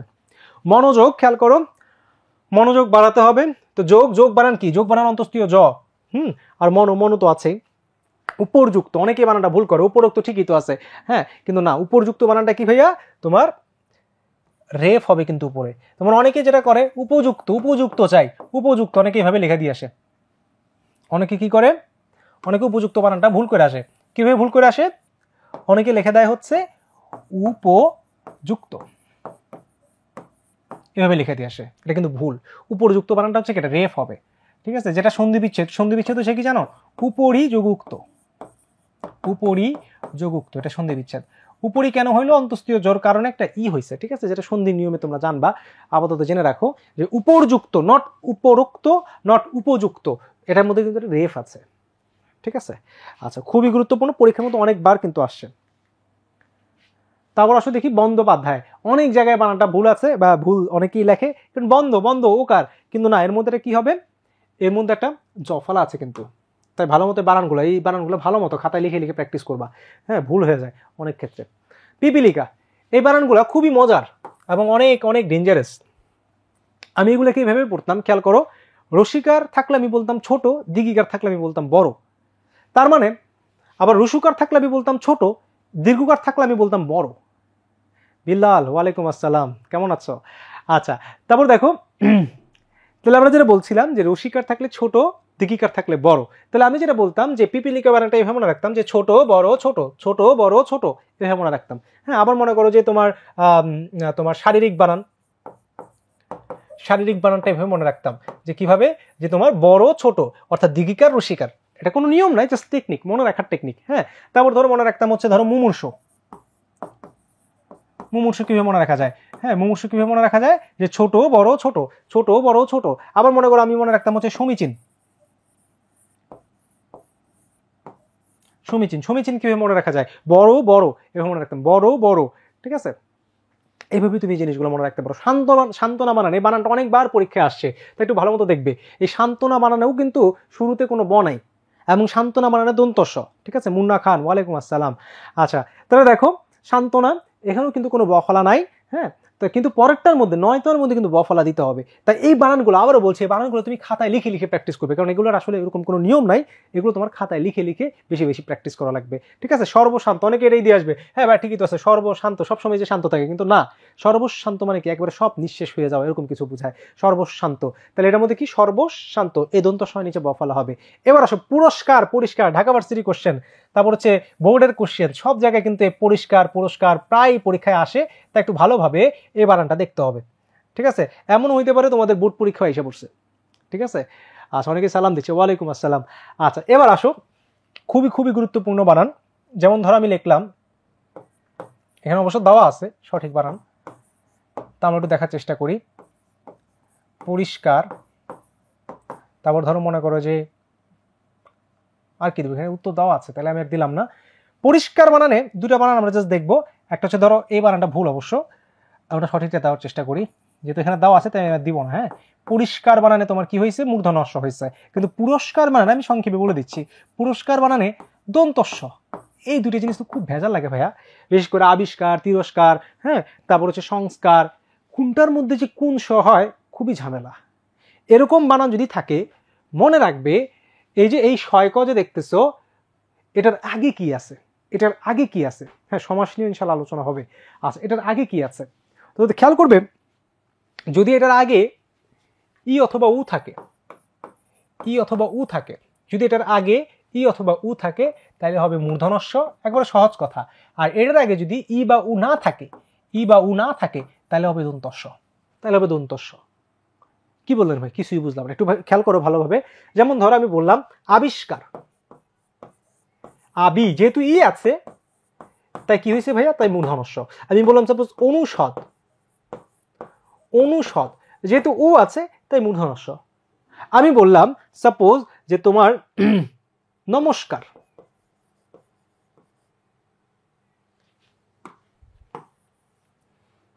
আমি বললাম ধরো নমস্কার, তাহলে নম, এখানে কিন্তু দন্তস্ব হয়েছে। কেন দন্তস্ব হয়েছে ভাইয়া, এখানে অ আছে, ইও নাই উও নাই, ইও নাই উও নাই, ঠিক আছে। তারপর ধরো আমি যদি বলি সাপোজ যে তোমার ধরো বললাম হচ্ছে বৃহস্পতি, অনেকে এই বৃহস্পতিবার বানানটা ভুল করে, মূর্ধন্যস্ব দিয়ে আসে, কিন্তু বৃহস্পতি কি হবে, বৃহ, অ থাকার কারণে কি হয়েছে, দন্তস্ব। ঠিক একইভাবে আমরা যদি দেখি পুরো, অনেকে বলতে পারে ভাই উ আছে, উটা কিন্তু শুরুতে, আমি বলছি এটার আগেরটাকে খেয়াল করব। পুরো যেহেতু অ আছে, যেহেতু অ আছে তাই দন্তস্ব, আর এখানে যেহেতু ই আছে, যেহেতু পরি ই আছে তাই মূর্ধন্যস্ব, একেবারে সহজ কথা, ঠিক আছে। এভাবে আমরা বুঝে বুঝে বানান লিখে লিখে খাতায় প্র্যাকটিস করব, ঠিক আছে। আচ্ছা, এই বানান উচ্চারণ কেন তোমাদের এত ইন্টারে এত ভালোভাবে তোমাদের করানো হচ্ছে বা এত ভালোভাবে তোমরা পড়ছো, কারণ ভার্সিটি অ্যাডমিশনে মনে রাখবে বানান এবং উচ্চারণ, ঢাকা ভার্সিটি 12টা এমসিকিউ এর মধ্যে 2টা এমসিকিউ বা 3টা এমসিকিউ তোমরা বানান এবং উচ্চারণ থেকে পাবা, ঠিক আছে। এই জন্য ইন্টারে তুমি যদি ভালোভাবে পড়ে যাও, ভার্সিটি অ্যাডমিশনে কিন্তু অনেকটা আগায় থাকবা। বানান, উচ্চারণ, সমাস, হ্যাঁ এগুলো ভালোভাবে পড়তে হবে, ব্যাকরণিক শব্দ শ্রেণী।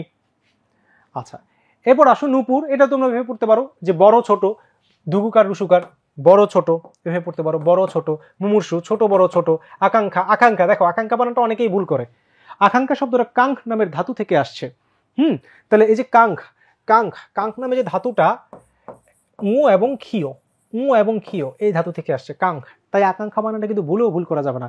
কথোপকথন, দেখো বানানটা খুবই ডেঞ্জারাস, মনে হয় যেন খুবই সহজ, কিন্তু আসলে ডেঞ্জারাস। অনেকে মনে করে যে কোন জায়গায় যে ও হয়, কোন জায়গায় যে ক হয়, অনেকে বুঝতে পারে না।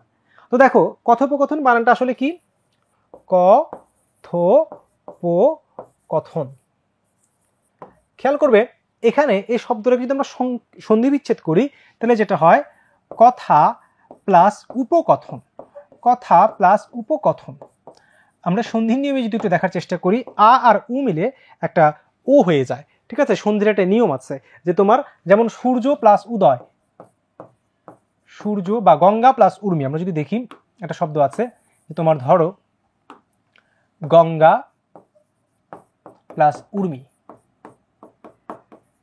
উর্মি মানে আমার নতুন নিয়ম অনুসারে রুসুকার, তাহলে এটা হয়ে যায় কি গঙ্গর্মী, শব্দটা হয়ে যায় গঙ্গর্মী। সূর্য প্লাস উদয়, সূর্যোদয়, অর্থাৎ তোমার আকার এবং উকার মিলে হয়ে যায় কি ওকার। ঠিক আছে, ঠিক একইভাবে উপকথন একটা শব্দ, কথা একটা শব্দ, দুইটা মিলে কি হয়ে গেছে, একটা ওকার হয়ে গেছে সন্ধির নিয়মে। তাই কথোপকথনের মধ্যে ওকার যেটা হবে সেটা হচ্ছে জাস্ট তোমার কিসের মধ্যে, এই একটার মধ্যে ওকার হবে, বাকিগুলোর মধ্যে কিন্তু ওকার হবে না। অনেকেই কথোপকথনের মধ্যে কোনো না কোনো জায়গার মধ্যে কি দিয়ে দেয়, ওকার দিয়ে দেয়, কিন্তু এটা ভুলও কিন্তু করা যাবে না। ওকার দিতে হবে শুধু কোন জায়গায়, ওকার দিতে হবে শুধু এই জায়গায়। কারণ কি, সন্ধি বিচ্ছেদ করলে কথা আর ওটা তখন ও হয়ে যায়, কথা প্লাস উপকথন এরকম হয়ে যায় শব্দটা। মহত্ব, অনেকে কিন্তু মহত্ব বানানটা ভুল হয়ে যায়, তাই একটু ভালো মতো দেখবে মহত্ব বানানটা। পৈতৃক, পৈতৃক, পৈতৃক বানানটা খুবই গুরুত্বপূর্ণ, পৈতৃক। হ্যাঁ, তারপর মুহূর্ত, এটার মধ্যে তুমি মনে রাখতে পারো ছোট বড়, ছোট ছোট বড়, এভাবে মনে রাখতে পারো। কিন্তু নূপুর বানান আমরা যদি দেখি, নূপুর বানানে কিন্তু আগে দুগুকার পরে রুসুকার, বড় ছোট এভাবে মনে রাখবা, খাতায় লিখে লিখে মনে রাখবে। ঠিক আছে। আচ্ছা, অনেকে মেনশন করছে তার ফ্রেন্ডদের, খুবই ভালো। অনেকে তার ছোট বোন, অনেকেই মেনশন করছে, খুবই ধন্যবাদ। আচ্ছা, এবার আসো, অনেকে ক্লাসটি করে উপকৃত হবে। অনেকে যারা সরাসরি ক্লাসটি করতে পারতেছে না তারা হয়তো বাসায় পড়তেছে, অনেকে হয়তো তোমার ক্লাসটি পরবর্তীতে লাইভ তো আমাদের রেকর্ড থাকবে, সেখান থেকেও কিন্তু দেখতে পারবে। ঠিক আছে। সংক্ষিপ্ত, হ্যাঁ ঠিক আছে তো, কিন্তু পয়েন্ট যেটা হসন্ত হবে, সাফাত হামিম। আচ্ছা, কিন্তু অনুস্বার হবে না। ঠিক আছে। আচ্ছা, তারপর হচ্ছে অপরাহ্ন, এটা তো তোমাদের দেখাইলাম যে রয়ের কারণে মূর্ধন্য দন্তন্য কিন্তু হবে না। প্রতিদ্বন্দ্বী, দেখো প্রতিদ্বন্দ্বী, এই দয়ের নিচেও বফালা, এই দয় বয়ের নিচেও বফালা, কিন্তু প্রতিদ্বন্দ্বী দিকিকার। কিন্তু এর সাথে মনে রাখবে, প্রতিদ্বন্দ্বীর সাথে যদি আমরা একটা তা লাগাই, ধরো এর সাথে যদি আমরা তা নামে প্রত্যয় যুক্ত করি, তখন সেটা কি হয়ে যায়, তখন সেটা হয়ে যায় রসিকার, তখন সেটা হয়ে যায় রসিকার। ঠিক আছে, আশা করছি বানান মোটামুটি আমাদের হয়েছে। এই বানানগুলোই থাকতে পারে।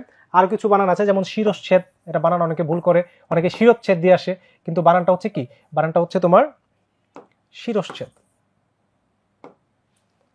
বানানটা হচ্ছে শিরচ্ছেদ, শিরচ্ছেদ, তালবস্যয় ছ।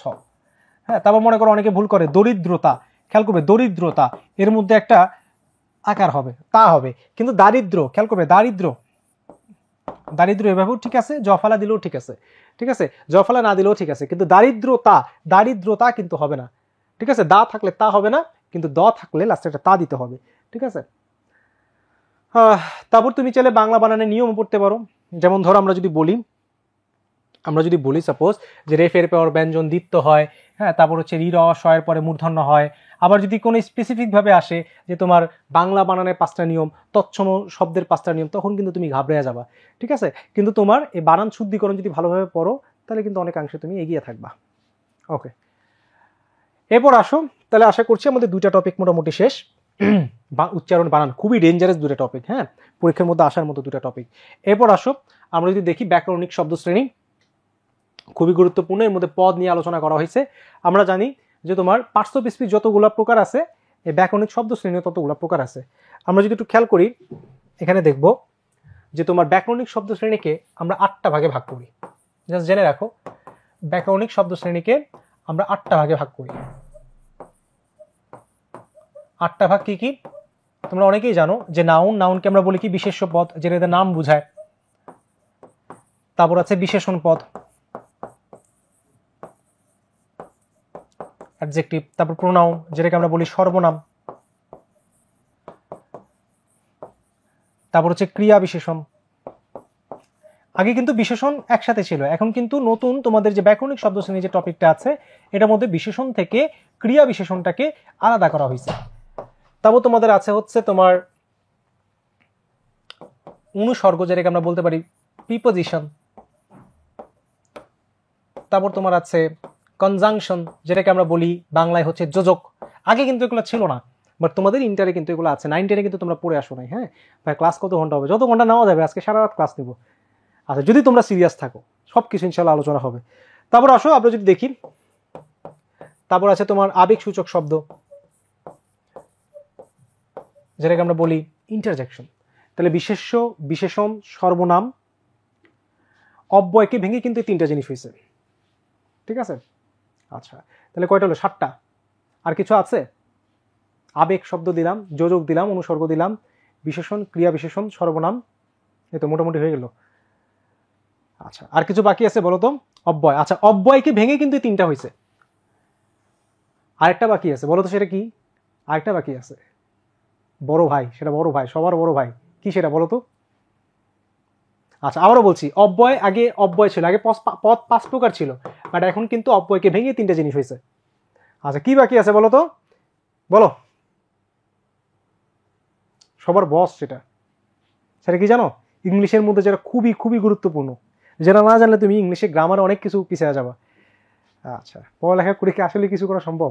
অবশ্যই সম্ভব, পড়ালেখা ছাড়া কি করবা তুমি? আচ্ছা যাক, তাহলে কোনটা বাকি আছে? আচ্ছা এই যে বলে দিছে কোনটা বাকি আছে লাস্ট, যেটা বস, যেটা নাম হচ্ছে ক্রিয়া, ভার্ব। এই ভার্বের মধ্যে অনেক কিছু আছে, হ্যাঁ, যৌগিক ক্রিয়া, মিশ্র ক্রিয়া, যেটা ছাড়া তুমি ইংলিশে কিছুই করতে পারবে না। তাহলে টোটাল কয়টা হলো? টোটাল হলো তোমার 8টা। ইংলিশে যেরকম পার্টস অফ স্পিচ 8 প্রকার, সেরকম বাংলাতেও কয় প্রকার? 8 প্রকার। ঠিক আছে? আচ্ছা, তাহলে এবার আসো আমরা কয়েকটা প্র্যাকটিস করার চেষ্টা করব, কয়েকটা দেখার চেষ্টা করব, যেহেতু আমাদের সময় কিছুটা কম, অল্প সময়ে এক ক্লাসে তো সব কিছু আলোচনা করা যায় না, আমরা জাস্ট চুম্বক অংশ বা যেগুলো পরীক্ষায় আসার মতো সেই জিনিসগুলো একটু দেখানোর চেষ্টা করব। খেয়াল করবে তোমাদের এই ব্যাকরণিক শব্দ শ্রেণী থেকে যে জিনিসগুলো থাকে, যে একটা বাক্য দেয়, বাক্য দিয়ে বলে এটা কোন পদ, চিহ্নিত করো। ব্যাকরণিক কোন শব্দ শ্রেণী, পদ না, কোন শব্দ শ্রেণী চিহ্নিত করো। ঠিক আছে? যেমন বিপদ, একটা নাম বোঝায়, বিপদ কখনো একা আসে না, যেটা নাম বোঝাচ্ছে কোনো নাউন, হ্যাঁ, তাই এটা কি? এটা হচ্ছে বিশেষ্য। বিশেষ্য হচ্ছে নাম বোঝায়। আজ নয় কাল সে আসবে, নয়, অথবা, নতুবা, কিংবা, এবং, ও, আর। আচ্ছা, সিলেটে গিয়েছিলাম, অনেকবার গিয়েছিলাম, একবার অনেক ক্লাসও নেওয়া হয়েছিল। আচ্ছা, ইনশাল্লাহ সুযোগ হলে অবশ্যই যাব। আচ্ছা, এরপর আসো, আমি একটা কথা বলবো যে ফোকাসের সকল শিক্ষক বাংলাদেশের সকল শাখায় গিয়ে ক্লাস নেয়।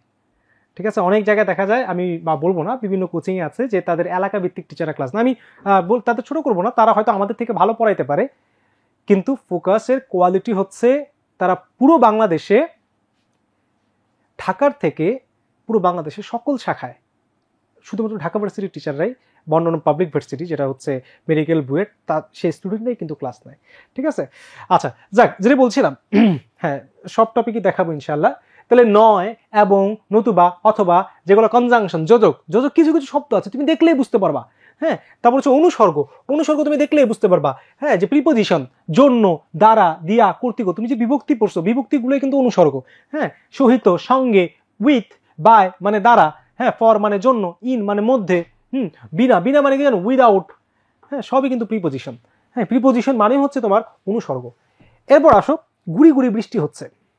আচ্ছা, তাহলে কেমন বৃষ্টি হচ্ছে, বৃষ্টি কিভাবে হচ্ছে? গুড়ি গুড়ি। কিভাবে দিয়ে কোশ্চেন করলে? বৃষ্টি হচ্ছে, কিন্তু বৃষ্টিটা কিভাবে হচ্ছে? গুড়ি গুড়ি, অল্প অল্প বৃষ্টি হচ্ছে। তাহলে এই শব্দটা কিন্তু তোমার এই হচ্ছেটাকে মডিফাই করছে, ক্রিয়াটাকে মডিফাই করছে।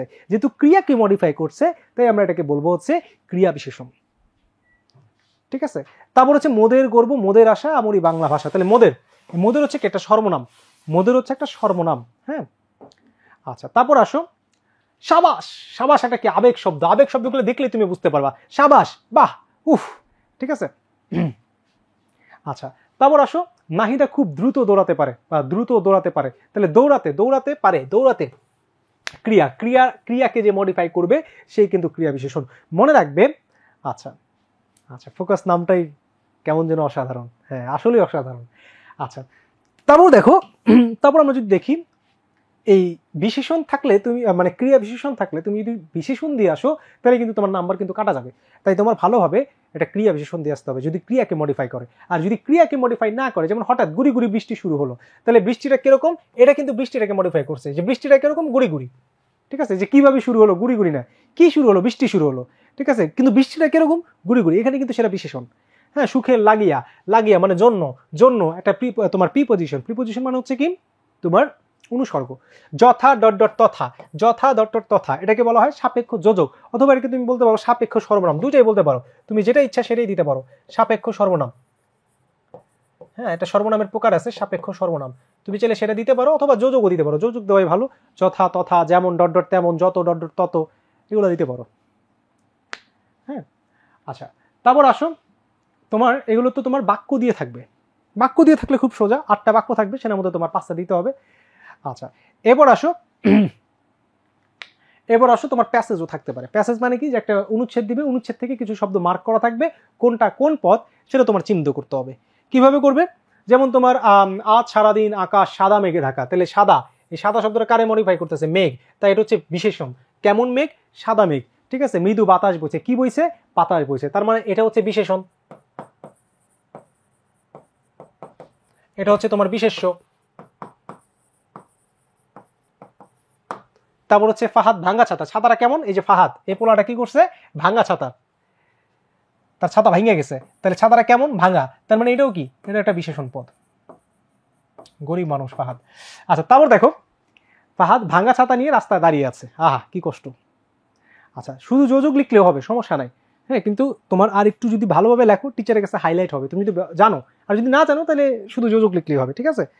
আচ্ছা, তারপর আসো বিশেষণ। তারপর হচ্ছে আমি জানালায় দাঁড়িয়ে আপন মনে গান গাচ্ছি, গাচ্ছি, গান গাচ্ছি, গাচ্ছি হচ্ছে কি? এটা ক্রিয়া, এটা ক্রিয়াপদ।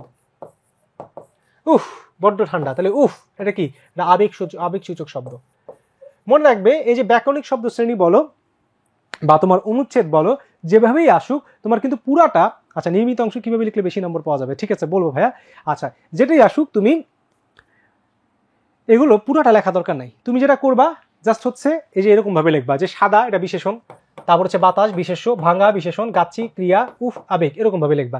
ঠিক তোমার এই যে তোমার আমরা যদি দেখি যে তোমার এরকম বাক্য আছে, পুরো বাক্য লেখা দরকার নাই, তুমি লিখবা সাবাস, সাবাস শব্দটা লিখে পাশে লিখবো হচ্ছে আবেগ শব্দ, আবেগ শব্দ, এভাবে তুমি লিখবা, ঠিক আছে। পুরা বাক্য লেখা দেখা দরকার নাই, কারণ সময় নষ্ট হবে, প্রয়োজনও নাই, ঠিক আছে। আচ্ছা, এরপর আসো, এরপর আমরা দেখবো সমাস। খেয়াল করো, সমাস শিখতে লাগে 6 মাস, কিন্তু এটা আসলে এক ক্লাসে সম্ভব না। তোমাদের যারা একাডেমিক ব্যাচে ছিল আমাদের এইচএসসির, তারা হয়তো সমাস প্রত্যেকটা আইটেমের ক্লাস করানো হয়েছে তোমাদের, তোমরা হয়তো ভালো এই জিনিসগুলো জানো বা তোমরা কলেজেও করে আসছো। তোমাদের জাস্ট একটা কথাই বলবো, এই সমাস এবং উপসর্গ আমি তোমাদের সাজেস্ট করব তোমরা সমাসের জন্য পড়ো। কারণ কি, এই যে তোমাদের বললাম, এই যে 28টা বোর্ডের কথা বললাম, তোমাদের শুধু ব্যাস বাক্য আর কোনটা কোন সমাস, ব্যাস বাক্য চিনলেই কিন্তু অনেকাংশ তুমি কভার করতে পারো, ঠিক আছে। অল্প সময় অবশ্য আমি পুরো সমাজ দেখাইতে পারবো না, আমি জাস্ট বেসিক কথা তোমাদের কিছু বলবো, তাইলেই হবে। এই 28টা বোর্ডের যদি প্রত্যেকটা বোর্ডে 8টা করেও আসে, আমি ধরো বললাম 30টাও যদি ধরি, 30টা বোর্ডে যদি 8টা করে আসে, 3 8 24, তোমার 240টা ব্যাস বাক্য, 240টা ব্যাস বাক্য তুমি যদি পড়ো, তোমার 100% কমন। আচ্ছা, বিশেষণ আর ক্রিয়া বিশেষণ, আচ্ছা এটা একটু বলি। যেমন ধরো আমি বললাম লাল ফুল, লাল ফুল, এখানে ফুলটা কেমন ভাইয়া? লাল, এটা কারে মডিফাই করতেছে? এটা একটা শব্দকে মডিফাই করতেছে, যেটা ক্রিয়াপদ না। মনে রাখবা, ক্রিয়া বিশেষণ হচ্ছে সেটাই যেটা ক্রিয়াকে মডিফাই করে, আর ক্রিয়া বাদে অন্য যে কোনো শব্দকে যে শব্দ মডিফাই করবে সেটাকে বলবো আমরা শুধু বিশেষণ, শুধু বিশেষণ। কিন্তু যে শব্দটা ক্রিয়াকে মডিফাই করবে, ভার্বকে মডিফাই করবে, যেমন আমরা যদি বলি সে নাচে, সে নাচে, নাচ একটা ক্রিয়া। কিন্তু ধরো বললাম সে দ্রুত নাচে, সে হাঁটে, দ্রুত হাঁটে, কিভাবে হাঁটে? দ্রুত হাঁটে। তাহলে এই দ্রুত শব্দটা কারে মডিফাই করতেছে? একটা ক্রিয়াকে মডিফাই করতেছে। যেহেতু এটা ক্রিয়াকে মডিফাই করতেছে, তাই এটাকে আমরা বলবো ক্রিয়া বিশেষণ। একেবারে সহজ কথা ভাইয়া, ক্রিয়া বিশেষণ ক্রিয়াকে মডিফাই করে, ক্রিয়াপদকে মডিফাই করে, ক্রিয়া সম্পর্কে অতিরিক্ত তথ্য দেয়, ভার্বকে একটু সুন্দর করে। কিন্তু তোমার ভার্ব বাদে অন্য কোনো শব্দকে যদি কোনো শব্দ মডিফাই করে, তখন সেটা শুধু বিশেষণ। সেটা বিশেষের বিশেষণ, সর্বনামের বিশেষণ, অনেক কিছু হতে পারে, বাট সেটাকে আমরা বলবো শুধু বিশেষণ। আর যেটা ক্রিয়াকে মডিফাই করবে সেটা ক্রিয়া বিশেষণ, ঠিক আছে। আচ্ছা, আমরা সমাস নিয়ে কথা বলছিলাম। তাহলে 240টার মতো তুমি যদি ব্যাস বাক্য মুখস্থ করো, তোমার পারা লাগবো না ভাই, তুমি কিচ্ছু পারো না, তুমি খালি ব্যাস বাক্য পড়বা, তাহলে তুমি সমাজ পেরে যাবা। আর 240টাও কিন্তু নাই, তুমি দেখবা যে তোমার 2-3টা সালের বোর্ড পড়লে দেখবা বিগত বছরে একই প্রশ্ন রিপিটই হচ্ছে, হ্যাঁ, বিগত বছরের কোশ্চেনগুলো প্রায় রিপিট হচ্ছে, তাই একটু ভালোভাবে দেখার চেষ্টা করবা। আচ্ছা, এবার আসলে আমরা দেখার চেষ্টা করি সমাসকে আমরা অনেক ভাগে ভাগ করি। আমি কয়েকটা ভাগ দেখাবো। সমাসের অনেকগুলো, আগে নাম জানতে হবে তোমার। সমাসের অনেকগুলো প্রকার আছে, তার মধ্যে আছে তোমার দ্বন্দ্ব সমাস। অনেকের ঘাড়ে বাঁকা হয়ে যেতে পারে, আমি সোজা করে নিই তাহলে তোমাদের জন্য সুবিধা হবে। আচ্ছা, আমি মুছে দিই।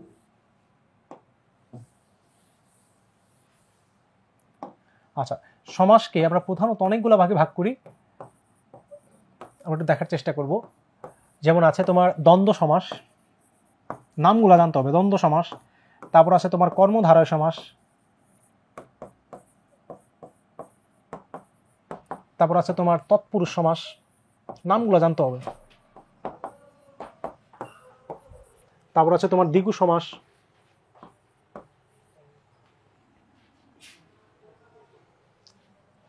তারপর আমরা যদি দেখি একে নামগুলো জানতে হবে। হ্যাঁ দুঃখিত,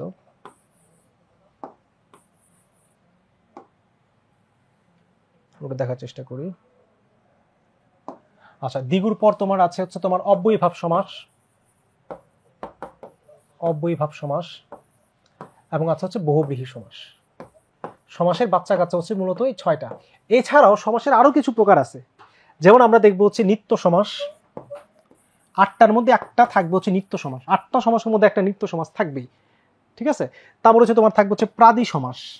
8টার মধ্যে একটা না একটা প্রাদি এবং নিত্য, দুইটার মধ্যে দুইটা উপায়ে যেতে পারো, একটা উপায়ে যেতে পারো, এবং এই দুটো সমাস খুব সহজ। হ্যাঁ আচ্ছা, যে সমাসে মনে রাখবা, আমরা জানি এটা অনেকেই, যে সমাসের ব্যাস বাক্য এবং ও আর থাকে, চিনার উপায় এবং ও অথবা আর থাকে, সেটা হচ্ছে দ্বন্দ্ব সমাস। এবং এই দ্বন্দ্ব সমাসে মনে রাখবা উভয় পদ প্রধান। আমরা অত ভিতরে যাবো না, বলে দিচ্ছি, একটু জেনে রাখো। আচ্ছা, যশের বোর্ডের এমসিকিউ কঠিন। আচ্ছা মনে রাখবে, কোশ্চেন কিন্তু কঠিন হলে খাতা কিন্তু একটু নর্মালভাবে দেখে, ঠিক আছে। বাংলা ফার্স্ট পেপারে যদি এমসিকিউতে ফেল আসে, আচ্ছা এটা কিন্তু খুবই ডেঞ্জারাস কোশ্চেন। এমসিকিউতে ফেল আসলে কিন্তু সমস্যা, কারণ সেকেন্ড পেপারে কোনো এমসিকিউ নাই। কারণ তোমাদের পাশের সিস্টেমটা কি জানো, যেই সাবজেক্টগুলো এমসিকিউ থাকে 2টা মিলে 20 পাইতে হয় এমসিকিউতে, হ্যাঁ, আর রিটেনে 2টা মিলে তোমার 22, 44 পাইতে হয়, তাহলে তুমি পাস করবা। কিন্তু যেহেতু তোমার 23 সৃজনশীলে 23 46 পাইতে হয়, তাহলে তোমার যেহেতু বাংলা সেকেন্ড পেপারে কোনো এমসিকিউ নাই, তো এই ফার্স্ট পেপারে, বাংলা ফার্স্ট পেপারে যদি এমসিকিউতে খারাপ হয়, তাহলে কিন্তু সেটা প্রভাব পড়বে। হ্যাঁ আচ্ছা, কিন্তু আশা করছি খারাপ হবে না, কারণ কোশ্চেন যেভাবে যতটাই কঠিন হোক 10টা এমসিকিউ কিন্তু তুমি পারবাই, ঠিক আছে। ভয়ের কোনো কারণ নাই। এমনও হয়ে যেতে পারে, যদি কপাল ভালো থাকে, ধরো 8-9টা হইলো, স্যাররা হয়তো গ্রেস করে একটা দিয়েও দিতে পারে, সেটা তোমার ভাগ্য। এটা নিয়ে তোমার হতাশ হওয়ার কিছু নাই। হ্যাঁ, তোমার খুবই একটা রিয়েল গল্প আমি যদি বলি, আমার একটা স্টুডেন্ট ছিল, তার আইসিটি পরীক্ষায় এরকম একটা সমস্যা হয়েছিল যে হয়তো তার 8টা এমসিকিউ বা 7টা এমসিকিউ এরকম হয়। এখন কোনোভাবেই সে পাস নাম্বার আসে না। তো পরবর্তীতে যেটা হইলো, তারে সে আর পরীক্ষা দিবে না, কিন্তু তার আমি বললাম যে পরীক্ষাটা দে। তো যাই হোক, অনেক কষ্টে বুঝায় টুঝায় তার পরীক্ষা দেওয়াইছি। তো পরে দেখা গেল ও 8 পায়া এমসিকিউতে পাস করছে। তো এখন সে অবশ্য আর্মিতে আছে, ঠিক আছে।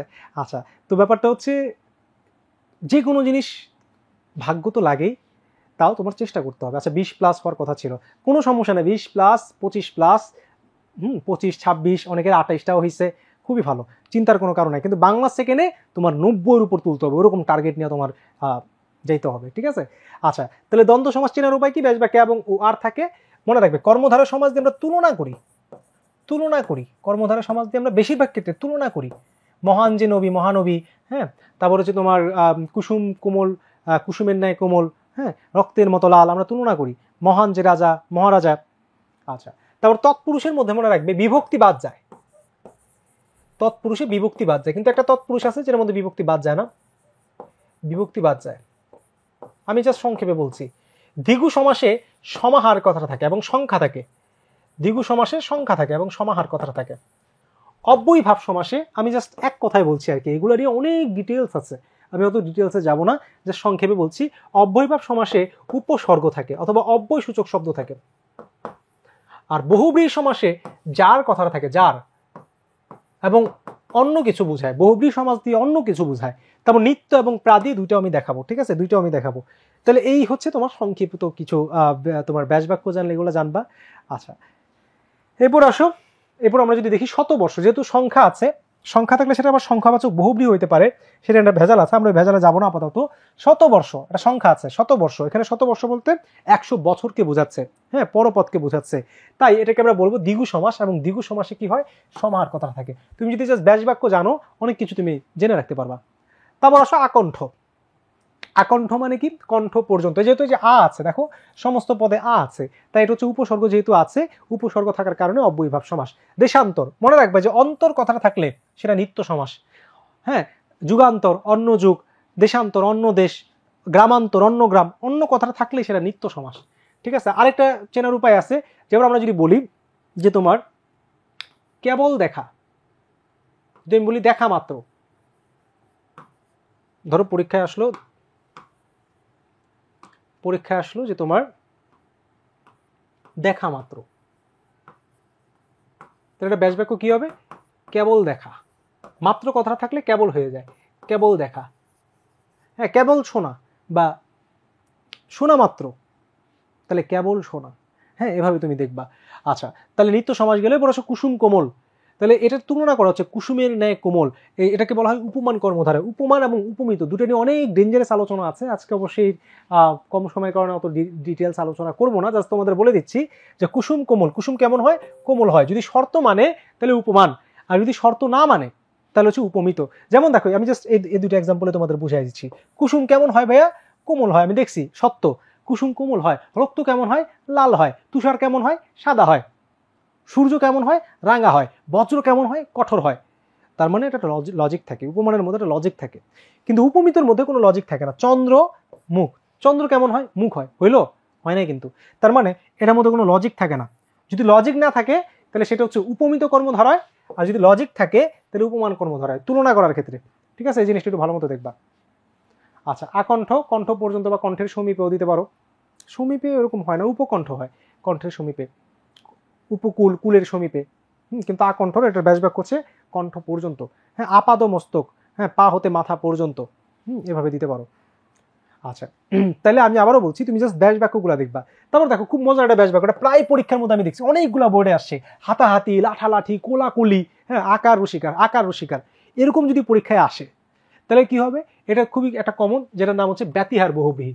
বহুব্রীহির মধ্যে একটা প্রকার আছে, এবং এটা পরীক্ষার মধ্যে তোমার বহুব্রীহির অত প্রকার জানা লাগবে না, কিন্তু এই এক্সাম্পলগুলো জানা লাগবে, যে হাতাহাতি, মারামারি, কানাকানি, লাঠালাঠি, এগুলো ব্যাস বাক্যটাও মজার। হাতে হাতে যে লড়াই, কানে কানে যে কথা, কুলি কুলে যে মিলন। হ্যাঁ, আচ্ছা, নির্মিতি দিব, হ্যাঁ দিব। গুরু ভক্তি, গুরুকে ভক্তি, যে ব্যাস বাক্য তোমার কি আছে? বিভক্তি আছে, তাই দ্বিতীয় তোমার তৎপুরুষ। মায়ে ঝিয়ে, মায়ে ও ঝিয়ে, এটাকে আমরা বলি অলুক দ্বন্দ্ব। অলুক নামে একটা কথা আছে, একটু খেয়াল করে রাখো। তুমি দ্বন্দ্ব দিলেও হবে, কিন্তু অলুক দিলে একটু ভালো হয়, টিচারদের জন্য তোমার খাতাটা একটু হাইলাইট হয়। হ্যাঁ, টিচার তোমার প্রতি একটু বেশি কি বলে, খাতা দেখার সময় বুঝবে যে ছেলেটা আসলে ভালো। তখন আমি আবারও বলছি, যার ব্যাকরণে নাম্বার ভালো থাকবে, রিটেনে তার অনায়াসে অনেক ভালো নাম্বার থাকবে। ঠিক আছে? আচ্ছা, তাহলে অলুক, অলুক মানে হচ্ছে বিভক্তি লোপ পায় না। এখানে যেমন দেখলাম যে বিভক্তি ছিল, বিভক্তি বাদ গেছে, কিন্তু এখানে কিন্তু বিভক্তি থেকে যায়। হ্যাঁ, আমরা বেশি ভিতরে যাব না। উপপদ, খেয়াল করো, উপপদ তৎপুরুষ খুবই মজার। এই 8টার মধ্যে মনে রাখবা একটা উপপদ থাকবেই। হ্যাঁ, 8টার মধ্যে একটা উপপদ থাকার সম্ভাবনা খুব খুব বেশি। উপপদ মানে কি? এক কথায় প্রকাশের মতো। যে ব্যাস বাক্যের শেষে যে বা যা থাকে, অগ্রে জন্মে যে, হ্যাঁ, তারপর হচ্ছে তোমার কি, পকেট মারে যে, সত্য বলে যে, হ্যাঁ, যেগুলোর মধ্যে যে বা যা থাকে সেটাকে আমরা বলি উপপদ তৎপুরুষ। হ্যাঁ, খুবই গুরুত্বপূর্ণ। ধর্মঘট, ধর্ম রক্ষার্থে যে ঘট। হ্যাঁ, এই যে মধ্যপদলিপি কর্মধারয়, এগুলো খুবই গুরুত্বপূর্ণ, এগুলো পরীক্ষার মধ্যে প্রায় আসে। মধ্যপদলিপি মানে কি? মাঝখানে যে কোনো শব্দ হইতে পারে। হ্যাঁ, যে তোমার ধর্ম রক্ষার্থে ঘট, স্মৃতি রক্ষার্থে সৌধ, ঘরে আশ্রিত জামাই, হ্যাঁ, ঘর জামাই, এরকম কিছু শব্দ থাকতে পারে, যেগুলো কোনো নিয়ম নাই। যেমন তোমার আমরা দেখছি যে তোমার দ্বন্দ্ব সমাসে এবং ও আর হয়। হ্যাঁ, তারপর হচ্ছে তোমার অন্যান্য কিছু একটা মানে মিল থাকে, যে এটাই হবে, এটা থাকলে এটা। কিন্তু মধ্যপদলিপির মধ্যে যে কোনটা হবে সেটা আমরা ফিক্স করে বলতে পারি না, এবং মধ্যপদলিপির ব্যাস বাক্যগুলা তোমার মুখস্থ করতেই হবে। হ্যাঁ, এবার আসো প্রগতি। প্রগতি, এটা হচ্ছে প্রাদি সমাস। মনে রাখবে 8টার মধ্যে একটা প্রাদি সমাস তোমরা পাইতে পারো, প্রাদি বা নিত্য পাবা। প্রাদি সমাস চিনার উপায় কি? প্রাদি সমাস চিনার উপায় হচ্ছে এই ব্যাস বাক্যে উপসর্গ থাকে, আবার সমস্ত পদে উপসর্গ থাকে, দুই জায়গাতেই উপসর্গ থাকে। অব্যয়ভাবে মনে রাখবে, অব্যয়ভাবে জাস্ট একটাতে উপসর্গ থাকে, মানে এক জায়গায় উপসর্গ থাকে। আমরা যদি একটু দেখাই যে তোমার অব্যয়ভাবের মধ্যে এক জায়গায় উপসর্গ আছে, সমস্ত পদের মধ্যে এক জায়গায়। কিন্তু আমরা যদি দেখি প্রাদির মধ্যে এদিকে উপসর্গ থাকে, এদিকে উপসর্গ থাকে, দুই জায়গায় উপসর্গ থাকে। হ্যাঁ, প্রজে গতি, অনুজে গমন, হ্যাঁ, অনুগমন, এরকম দুই জায়গায় উপসর্গ থাকে, সেটা হচ্ছে প্রাদি। প্রাদির মধ্যে কিছু কিছু লিমিটেড উপসর্গ থাকে, প্র, পরা, অনু, উত, হ্যাঁ, এই কয়েকটা উপসর্গ থাকে আর কি, আরো কয়েকটা। আচ্ছা, তাহলে এই হচ্ছে সমাস। আশা করছি সমাস তোমরা যত ব্যাস বাক্য পড়বা ততই কিন্তু তোমাদের জন্য সহজ হবে। হ্যাঁ, আচ্ছা, এরপর আসো বাক্য রূপান্তর। যেমন ধরো, আমার পথ দেখাবে আমার সত্য, খুব সহজ, এগুলো তোমরা নিজেরাই পারবা, আমি জাস্ট দেখাই দিচ্ছি। হ্যাঁ, যে যা আমার পথ তা দেখাবে আমার সত্য, তাহলে কি? এই যে যা তা, হ্যাঁ, এরকম যেমন তেমন যত তত, এগুলো দিয়ে আমরা কি করতে পারি? কমপ্লেক্স করতে পারি। তোমরা এগুলো পারো, আমি আর তেমন এগুলোতে সময় নিব না। জন্মভূমিকে সবাই ভালোবাসে, নেতিবাচক করলে কি হবে? নেতিবাচক করলে হবে কি, যে তোমার জন্মভূমিকে ভালোবাসে না এমন কেউ নেই, মানে সবাই ভালোবাসে। নেতিবাচক মানে কি, নেতিবাচক মানে হচ্ছে কথাটা কিন্তু ওইটাই থাকবে, কথা কিন্তু ওইটাই থাকবে, কিন্তু কথার মধ্যে কি আনতে হবে, না আনতে হবে। এটাকে অন্যভাবে বলা যেত যে এমন কেউ নেই যে তার জন্মভূমিকে ভালোবাসে না, এভাবে বলা যেত। ঠিক আছে। আর আরেকটা জিনিস মনে রাখবা, নাই নাই কিন্তু হা হয়, দুইবার নেগেটিভ করলে কিন্তু এটা আগের মতোই হয়ে যায়। তাহলে নেতিবাচক মানে কিন্তু না না। আচ্ছা, সমাজ যদি একেবারেই তোমরা না পারো বা কেউ যদি না পারো, তাহলে তোমরা উপসর্গ দিবা। উপসর্গ থেকে খুবই কমন কোশ্চেন থাকে, উপসর্গ কাকে বলে, উপসর্গের প্রকারভেদগুলো আলোচনা করো, অথবা উপসর্গের অর্থবাচকতা নেই কিন্তু অর্থদ্যোতকতা আছে, এই কোশ্চেনটাই ঘুরে ফিরে আসে। ঠিক আছে, যারা সমাজে ভয় পাও, কিন্তু সমাজ যারা চালাক তারা কিন্তু সমাজ দিবে। হ্যাঁ, কারণ 8টার মধ্যে দেখবো যে 5টা হুবহু তুমি কমন পাবা। হ্যাঁ, এই জন্য আমি তোমাদের সাজেস্ট করবো যে এই যে আজকে এবং কালকে যে সময়টা আসে, যে তোমরা সমাসের বিগত 150-200টার মতো তুমি যদি ব্যাস বাক্য পড়ো, সেখান থেকে 8টার মধ্যে 5টা তুমি কমন পাবাই। যেটা বললাম যে তোমার প্রাদি, নিত্য, উপপদ, 3টার মধ্যে 2টো আইসা পড়ছে। ঠিক আছে, হুবহু দেখবা এগুলাই। তারপরে যে ব্যতিহার, বহুব্রীহি, ঘুরে ফিরে এগুলোই আসে। আচ্ছা, তারপর সকলেই ফুল ভালোবাসে, প্রশ্নবাচক, নেগেটিভ না কিন্তু প্রশ্নবাচক। তাহলে ফুল কে না ভালোবাসে, ফুল কে না ভালোবাসে মনে রাখবে, যেহেতু বাক্যটা স্বাভাবিক তাই প্রশ্ন করতে হবে না দিয়ে। হ্যাঁ, যেমন ধরো আমি যদি বলি আমি ভাত খাই,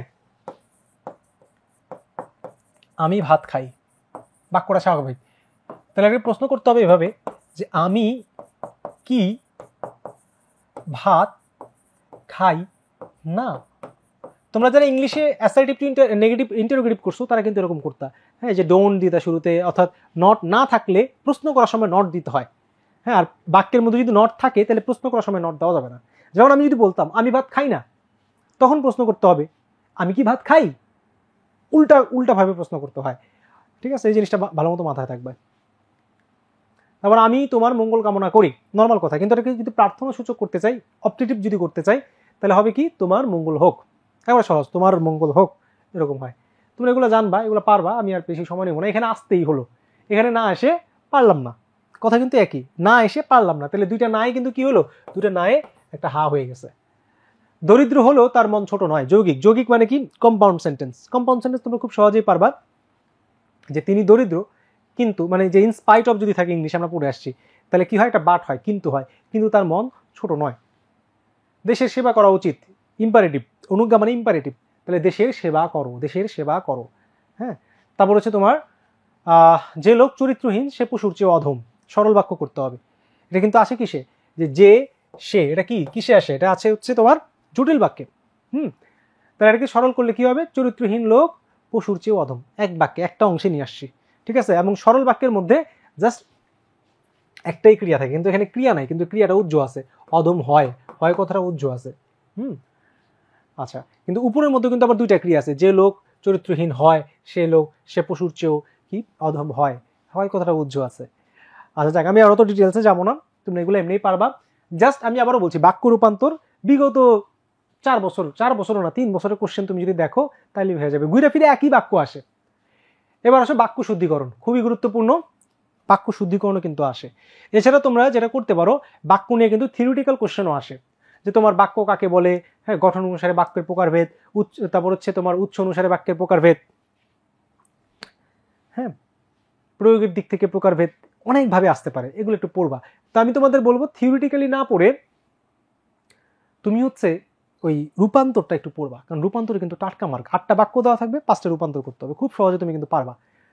এবার আসো বাক্য শুদ্ধিকরণ, ভুল বাক্য দেওয়া থাকবে, তোমার শুদ্ধ করে লিখতে হবে, এর মধ্যে বানানো কিন্তু খুবই গুরুত্বপূর্ণ। যেমন সস্ত্রিক, এখানে বানানটা সস্ত্রিক বানান ভুল আছে, সস্ত্রিকটা কি হবে, এই শয়ের নিচে ব হবে না, এটা হবে না।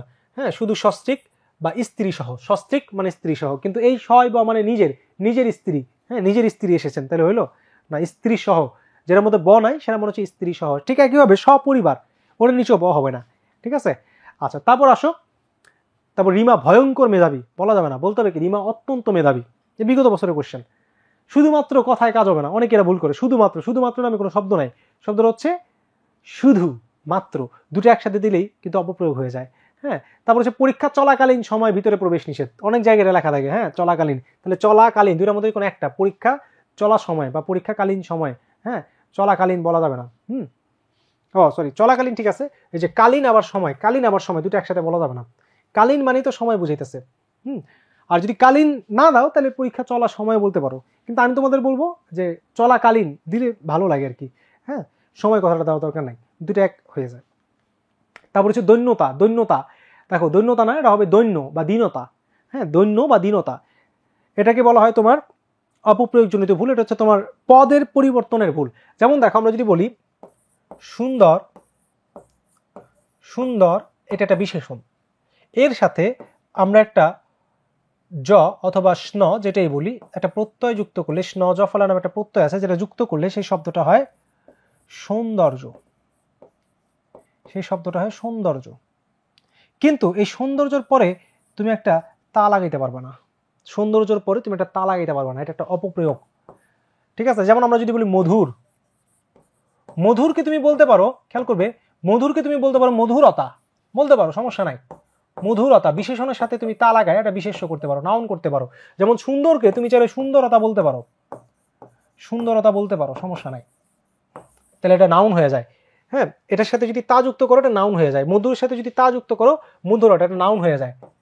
কিন্তু এটা এটা তোমার অ্যাডজেক্টিভ ছিল। হ্যাঁ, তুমি চাইলে এটাকে মাধুর্যও বলতে পারো, মধুর সাথে একটা স্ন নামে প্রত্যয় লাগে, মাধুর্য বলতে পারো, তাও নাউন। কিন্তু মাধুর্যর সাথে তুমি তা লাগাইতে পারবে না, যে মাধুর্যতা, এটা বলা যাবে না, মাধুর্যতা বলা যাবে না, এটা বলা যাবে না। ঠিক আছে, যেমন আমরা একটা শব্দ যদি দেখি ধৈর্য, ধৈর্যর মধ্যে এমনি জ আসছে, কিন্তু এর মধ্যে তুমি আবার একটা জ ফলা লাগাইতে পারবো না। আমার হয়তো গত ক্লাসে এই জিনিসটা ভুল হয়েছিল, আমি ভুলে জ ফলা লাগাই দিয়েছিলাম, দুঃখিত সেই জন্য, আগের কোন একটা ক্লাসে। তাহলে এটা কিন্তু হবে না, ধৈর্য বানানে কিন্তু জ ফলা হবে না, মনে রাখবে। আচ্ছা, তারপর দেখো ঠিক একইভাবে শব্দটা ছিল, মূল শব্দটা ছিল কি দিন। দিন, দিনের সাথে তুমি চাইলে তা লাগাইতে পারো, দিন একটা বিশেষণ, দিনের সাথে তুমি তা লাগাইতে পারো। আর দিনের সাথে একটা প্রত্যয় যুক্ত হয়ে শব্দ রয়েছে দৈন্য, তুমি চাইলে দৈন্যও লিখতে পারো, দৈন্যও লিখতে পারো, কিন্তু দৈন্যতা এটা লেখা যাবে না। কেন লেখা যাবে না? যেহেতু সৌন্দর্যতা নামে কোনো শব্দ নাই, মাধুর্যতা নামে কোনো শব্দ নাই, তাই দৈন্যতা নামে কোনো শব্দ নাই। ঠিক আছে, দিন থেকে দৈন্য হবে, দীনতা হবে। আচ্ছা, মারিয়া জাহান, ধন্যবাদ। আচ্ছা, তারপর কথাটি প্রমাণ হয়েছে, কথাটি প্রমাণ হয়েছে, এটা কি হবে? কথাটি প্রমাণিত হয়েছে, প্রমাণ না প্রমাণিত হয়েছে, মানে এটা অনেক জায়গায় প্রশ্নটা আসছে, প্রমাণ হয় না প্রমাণিত হয়, হ্যাঁ, নাউন হয়ে যাবে। আচ্ছা, তারপর হচ্ছে আজকাল খাঁটি গরুর দুধ, প্রায় এই প্রশ্নটা আসে, আজকাল খাঁটি গরুর দুধ, হ্যাঁ, খাঁটি গরু হয় না, দুধ খাঁটি হয়, তাহলে তোমার উত্তরটা কি হবে? আজকাল গরুর খাঁটি দুধ, দুধটা হচ্ছে খাঁটি। আচ্ছা, এভাবে অ্যান্সার করতে হবে। আচ্ছা, তাকে এখান থেকে যাইতে হবে, দেখো এটা হচ্ছে গুরুচণ্ডালী দোষ, তাকে আবার হচ্ছে, তাকে আবার হচ্ছে যাইতে, হ্যাঁ, দুটো কি এক হইলো? একটা সাধু একটা চলিত, করা যাবে না, এটা বলতে হবে হয়তো তাহাকে এখান থেকে যাইতে হবে, অথবা বলতে হবে তাকে এখান থেকে যেতে হবে। যদি চলিত রাখতে চাও দুটোতেই চলিত রাখতে হবে, যদি সাধু রাখতে চাও দুটোতেই সাধু, যে তাহাকে এখান থেকে না এখান হইতে, হ্যাঁ, এখান হইতে, তখন পুরাটাকেই চেঞ্জ করতে হবে, এখান হইতে যাইতে হবে, পুরাটা কি করতে হবে? পুরাটাকে সাধু বানাইতে হবে। আচ্ছা, তাহলে এই হচ্ছে মোটামুটি আমাদের, আমরা যদি দেখি আমাদের গ্রামাটিক্যাল আইটেম। এবার আসো আমরা রিটেন আইটেম নিয়ে কথা বলবো। তাহলে আমাদের 30 মার্কের মোটামুটি আলোচনা শেষ, আমাদের ক্লাসও অনেকগুলো অনেকখানি আগে গেছে। এরপর আমরা যদি দেখি নির্মিত অংশ, নির্মিত অংশ নিয়ে কথা বলার আছে অনেক কিছু, কারণ এটার মধ্যেই তোমার 70 মার্ক। আচ্ছা, ইনশাল্লাহ সাজেশন দিব, নির্মিত তো হচ্ছে 70 মার্ক। খেয়াল করবে 70-এর মধ্যে কিন্তু তোমরা খুব সহজেই 10-এ 10 কিন্তু পাইতে পারো। কিভাবে? 1 নম্বরে যেটা থাকে সেটা হচ্ছে পারিভাষিক শব্দ, পারিভাষিক শব্দ, অথবা থাকতে পারে হচ্ছে বঙ্গানুবাদ, পারিভাষিক শব্দ অথবা বঙ্গানুবাদ। আমি তোমাদের সাজেস্ট করব বঙ্গানুবাদটা দেওয়ার,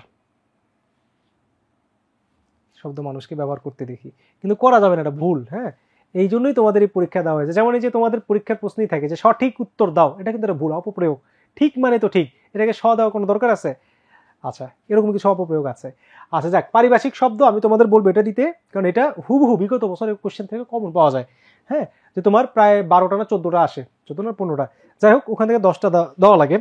তো তো 10টা কিন্তু তুমি খুব সহজেই, আমার এমন হয়েছিল যে সবগুলো আমি পারি, কোনটা থেকে কোনটা দেবো এরকম অবস্থা, তখন বানান ভুল যায় আবার অনেক, হ্যাঁ বানানগুলো ঠিকঠাক মতো দিবা পারিভাষিক শব্দের। তো এটার মধ্যে খুব সহজে তুমি 10 10 পাইতে পারো। কিন্তু অনুবাদ দিতে গেলে 19 22 22 23 না, তোমার যেটা বললাম 17 18 দরকার নাই, 17 19 23 16 17 23 এভাবে দেখতে পারো, ঠিক আছে 16 17 দেখতে পারো। আচ্ছা তাহলে এটাতে খুব সহজে তুমি কি পাবা 10 10 কিন্তু পাইতে পারো। তারপর আমরা দেখব তারপর যে আইটেমটা, এরপরে যে আইটেম সেটা হচ্ছে তোমার সারাংশ সারমর্ম। বেশিরভাগ ক্ষেত্রে সারাংশ আসে, মাঝে মাঝে সারমর্মও কিন্তু আসে, কিছু কিছু বোর্ডে যে কোনো কিছু পাইতে পারো, সারাংশ অথবা সারমর্ম দুটো থেকে যে কোনো একটা, অথবা মানে দুইটাই আসবে, অথবা ভাব সম্প্রসারণ। ভাব সম্প্রসারণ, তাহলে দেখো এই দুটো থেকে যে কোনো একটা, আর এটা মাস্ট বি। তা আমি তোমাদের সাজেস্ট করবো যদি ভালো নাম্বার পাইতে চাও, যদি সুন্দর নাম্বার পাইতে চাও তাহলে ভাব সম্প্রসারণ পড়বা। হ্যাঁ এখন কথা হচ্ছে ভাব সম্প্রসারণ তোমরা এসএসসি এইচএসসি জিএসসি লেভেলে যেভাবে পড়ে আসছো, হ্যাঁ যে তোমার শিক্ষা জাতি মেরুদণ্ড পরিশ্রম সৌভাগ্যের প্রসূতি, এরকম কিন্তু ইন্টারে কমন পাবো না। ইন্টার একটু আধ্যাত্মিক টাইপের ভাব সম্প্রসারণ আসে, বিশেষ করে তোমাদের কবিতার লাইনগুলা, সাহিত্যের লাইনগুলা, যেমন সুশিক্ষিত লোক মাত্র ঈশ্বর শিক্ষিত। তারপর ধরো একবার আসছিল গতি যার নিঃসহ নিচ্ছে দুর্মতি, হ্যাঁ এরকম টাইপের, মানে একটু স্ট্যান্ডার্ড টাইপের ভাব সম্প্রসারণ আসবে, যেগুলো তোমাদের সাহিত্য থেকে না হইতে পারে। যেমন তোমার তুমি অধম তাই বলি আমি উত্তম হইব না কেন, এটাতে একটা ভাব সম্প্রসারণ আসতে পারে, যে কোনো টাইপের। তো এগুলো কিন্তু পড়তে হবে, অনেক ডিপভাবে পড়তে হবে। দুর্জন বিধান হলো পরিত্যাজ্য, ছোটকালে পড়ছো বাট এগুলো গুরুত্বপূর্ণ, পড়তে হবে এগুলা। তারপর তোমার সোনার তরীর মধ্যে যে তোমার কি সোনার তরী থেকে তোমার আসতে পারে কি, যে মানুষ তার কর্মে বাঁচে বয়সে নয়, এরকম টাইপের এমসিকিউ আসতে পারে। আচ্ছা বৈদ্যুতিক চিঠি লেখার নিয়মটা দেখায়, ঠিক আছে কোনো সমস্যা নাই। তাহলে এই দুটো থেকে আমি তোমাদের সার্চ করব ভাব সম্প্রসারণ দেওয়ার, তাহলে 10-এ 10 গেল। এরপর আসো, এরপর আমরা দেখবো হচ্ছে যেটা আসে সেটা হচ্ছে বৈদ্যুতিক চিঠি। আমি আগে টপিকগুলো লিখি, হ্যাঁ তারপর তোমাদের বোঝানোর চেষ্টা করি। বৈদ্যুতিক চিঠি বা ইমেল যেটাই বলি, অথবা আবেদনপত্র। আবেদনপত্র তোমার এটা যেটা ভাল লাগে তুমি লিখতে পারো, হ্যাঁ যেটা তোমার কাছে ভাল লাগে। বাট বৈদ্যুতিক চিঠিটা অল্প সময় লেখা যায়, নাম্বার সুন্দর করে সাজায় লিখলে তুমি নাম্বার পাইতে পারো। হ্যাঁ আচ্ছা দিনলিপি প্রতিবেদন থেকে কোনটা ভালো, আচ্ছা বলতেছি। আচ্ছা আচ্ছা আমাদের এটা মিসিং হয়ে গেছে হয়তো, দুঃখিত। আমাদের আগে হচ্ছে ভাব পারিভাষিক শব্দের পরেই হচ্ছে ওই টপিকটা, আমি পরে লিখে ফেলছি, সেটা সমস্যা নাই, এটা একটু আগে। হ্যাঁ এটা 3 নাম্বার, এটা ধরো 4 নাম্বার। আর 2 নম্বরে যে টপিক সেটা এখানে দেখাচ্ছি। 2 নম্বরে যে টপিক সেটা হচ্ছে দিনলিপি, দুঃখিত সেটা পরে চলে গেছে। দিনলিপি অথবা প্রতিবেদন, দিনলিপি অথবা প্রতিবেদন, এটা একটা টপিক আছে। তুমি চাইলে দিনলিপিও দিতে পারো, চাইলে প্রতিবেদনও দিতে পারো, অথবা। তো যারা মনে করো যে প্রতিবেদনে ভয় পায় তারা দিনলিপি দিতে পারো, কিন্তু দিনলিপির মধ্যে কিন্তু নাম্বারটা কম পাবা। তুমি যতই লেখো, ভালো লেখলেও 7 হয়তো দিবে অনেক ভালো লেখলে, কিন্তু প্রতিবেদন যদি একটু সুন্দর করে সাজায় লেখো, আমি দেখাবো প্রতিবেদনের নিয়মটা দেখাবো। হ্যাঁ যদি একটু সুন্দর করে সাজায় লিখতে পারো তাহলে কিন্তু মনে করো যে প্রতিবেদনে 8-9 পায়ে যেতে পারো। আচ্ছা এরপর আসো, এরপর 5 নম্বরে যে টপিকটা থাকতে পারে সেটা হচ্ছে সংলাপ অর্থাৎ ডায়লগ অথবা খুদে গল্প। খুদে গল্প। আর লাস্ট যেটা আছে সেটা হচ্ছে রচনা। রচনা প্রত্যেকটার মধ্যে 10 করে, 10 20 30 40 50, কিন্তু রচনার মধ্যে হচ্ছে কত জানো, রচনার মধ্যে 20। রচনার মধ্যে 20, চিন্তা করছো? আচ্ছা আমরা সারাংশ সারমর্ম ভাব সম্প্রসারণ নিয়ে মোটামুটি বললাম। এবার আসলে বৈদ্যুতিক চিঠির ফরম্যাটটা আমি একটু দেখা দেওয়ার চেষ্টা করি। বৈদ্যুতিক চিঠি তুমি চাইলে একটা বক্স করতে পারো বৈদ্যুতিক চিঠির জন্য। বক্সের মধ্যে প্রথমত আমরা লিখি যে ফ্রম, ফ্রম। তারপর এখানে তুমি মনে করো একটা লিখলা ফ্রম, তুমি এখানে চাইলে স্কেলে দাগ দিতে পারো।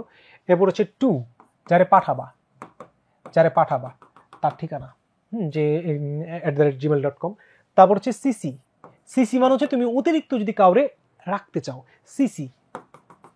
তারপর তুমি চাইলে আরেকটা ঘর দিতে পারো বিসিসি, এটা না দিলেও চলে, দরকার নাই বিসিসি, সিসি দিলেই হয়। হ্যাঁ বিসিসি দরকার নাই, এটা অত গুরুত্বপূর্ণ না। এরপর তোমার আরেকটা ঘর থাকে সেটা হচ্ছে সাবজেক্ট। সাবজেক্টে তুমি কোন বিষয়ের ইমেলটা লিখতেছো সেটা তুমি দিবা। তারপর তুমি লেখা শুরু করবা যে প্রিয় অমুক টমুক যা যা আছে দিয়ে তারপর তুমি তোমার ইমেলটা লিখে ফেলবা, ঠিক আছে?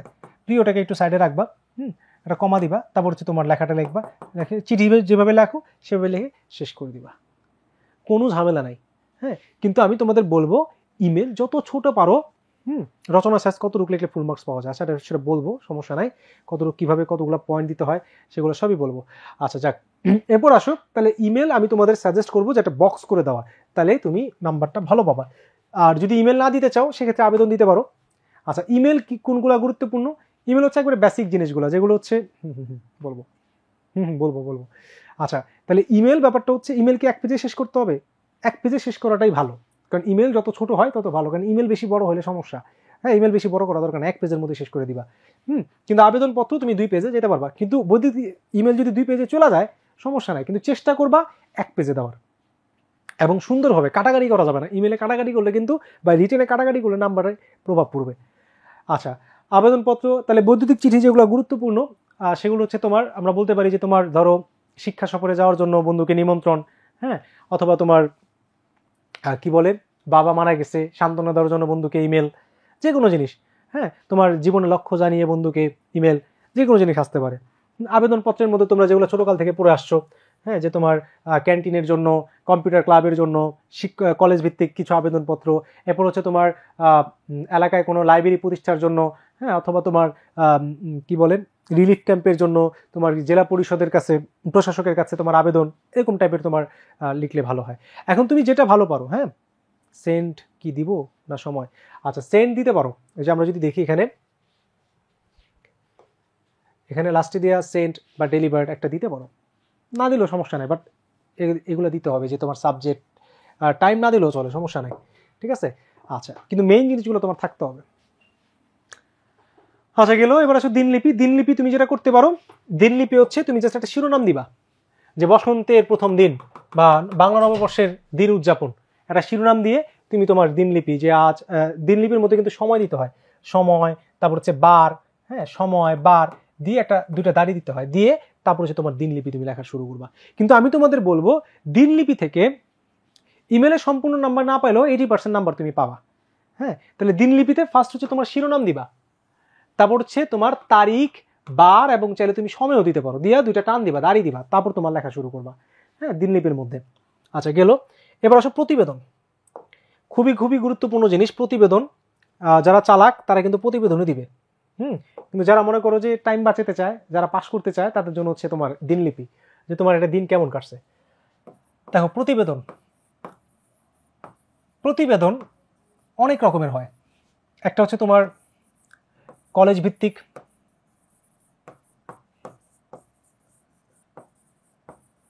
একটা হচ্ছে তোমার সাধারণ, আর একটা হচ্ছে তোমার সংবাদপত্র ভিত্তিক, মানে তুমি একটা সাংবাদিক, তখন প্রতিবেদনটা অন্যরকম। তোমাদের কিন্তু এই দুইটা থেকেই আসার সম্ভাবনা বেশি, কারণ সাংবাদিক মানে হচ্ছে, এটা ইংলিশে বেশি আছে, বা তোমরা 9-10-এ পড়ে আসছো যে নিজস্ব সংবাদদাতা, হ্যাঁ, তারা যেটা করে একটা শিরোনাম, এটার ক্ষেত্রে যেটা শিরোনাম দেয়, শিরোনাম দিয়ে তোমার সাংবাদিকের নাম লেখে, স্থান লেখে, সময় লেখে, দিয়ে তারপর দুটো দাড়ি দিয়ে তারপর তোমার প্রতিবেদনটা লিখে ফেলে। এটা সিম্পল। কিন্তু ঝামেলা হচ্ছে কলেজ ভিত্তিক এবং সাধারণ, এটা এই দুটার ক্ষেত্রে। আমি জাস্ট অল্প কথায় বলে দিচ্ছি, অনেক টিচার অনেক কথা বলে, বাট আমার কথা হচ্ছে একটু ভালোভাবে খেয়াল করবে, এই জিনিসটা অনেকেই ভুল করে থাকে। আমরা প্রথমত কলেজ ভিত্তিকটা দেখব। দেখো কলেজ ভিত্তিকটা,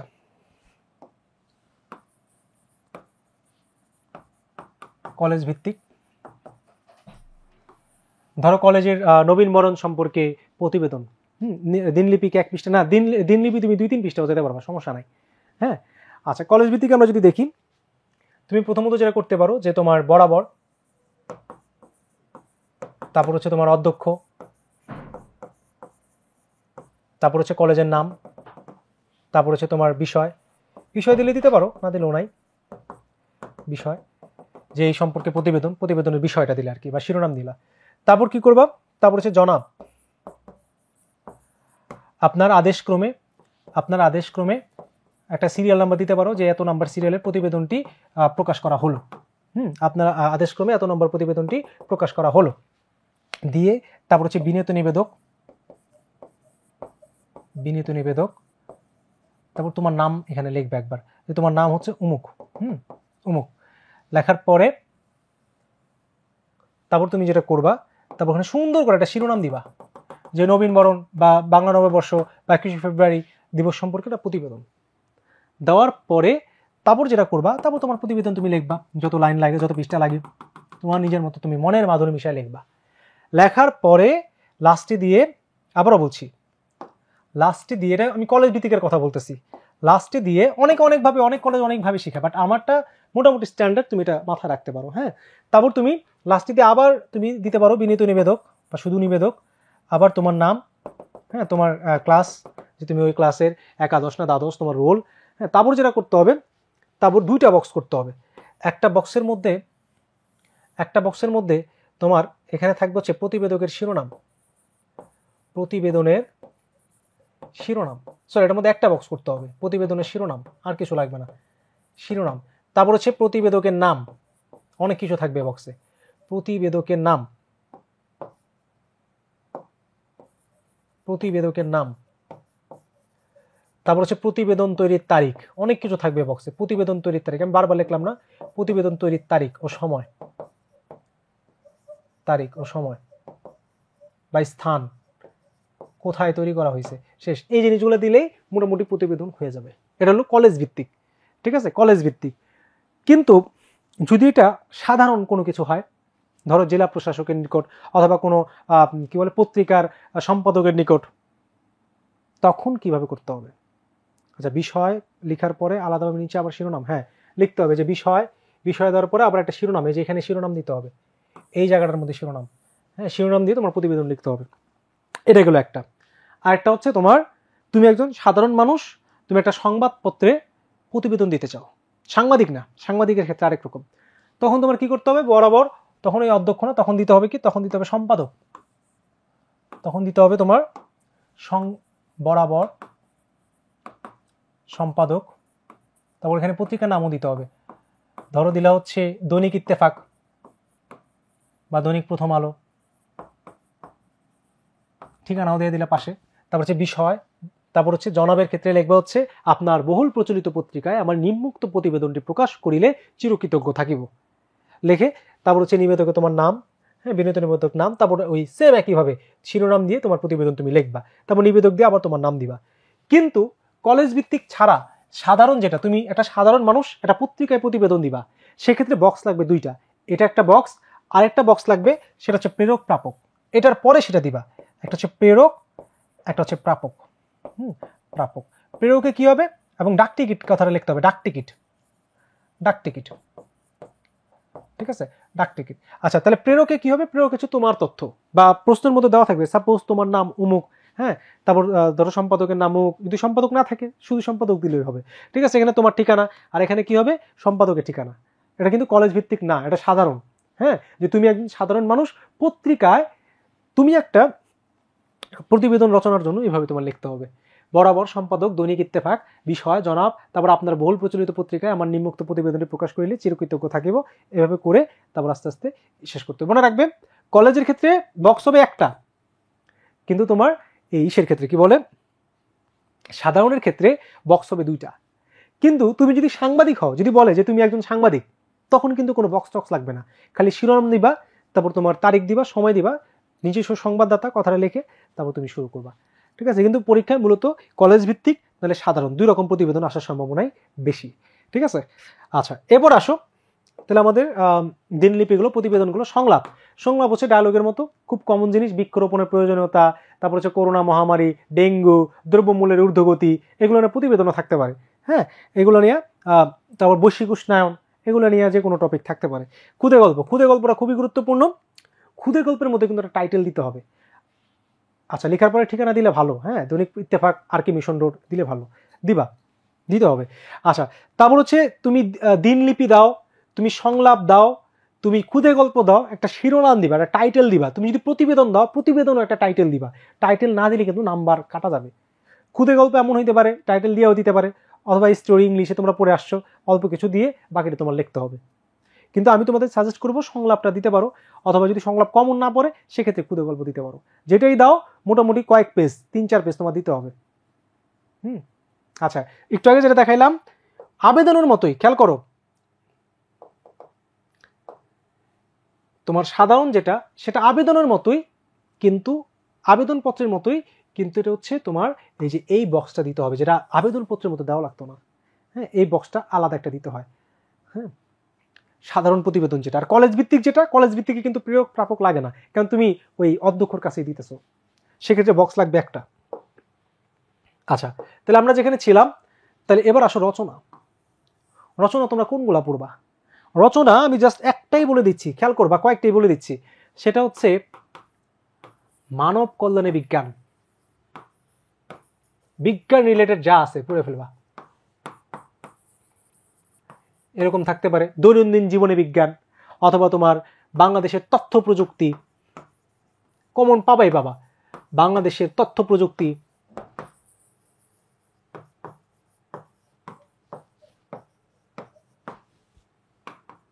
অথবা তোমরা পাইতে পারো স্বপ্নের পদ্মা সেতু, বা পদ্মা সেতু বা বাংলাদেশের অর্থনীতিতে অবদান, স্বপ্নের পদ্মা সেতু, তারপর মেট্রো রেল,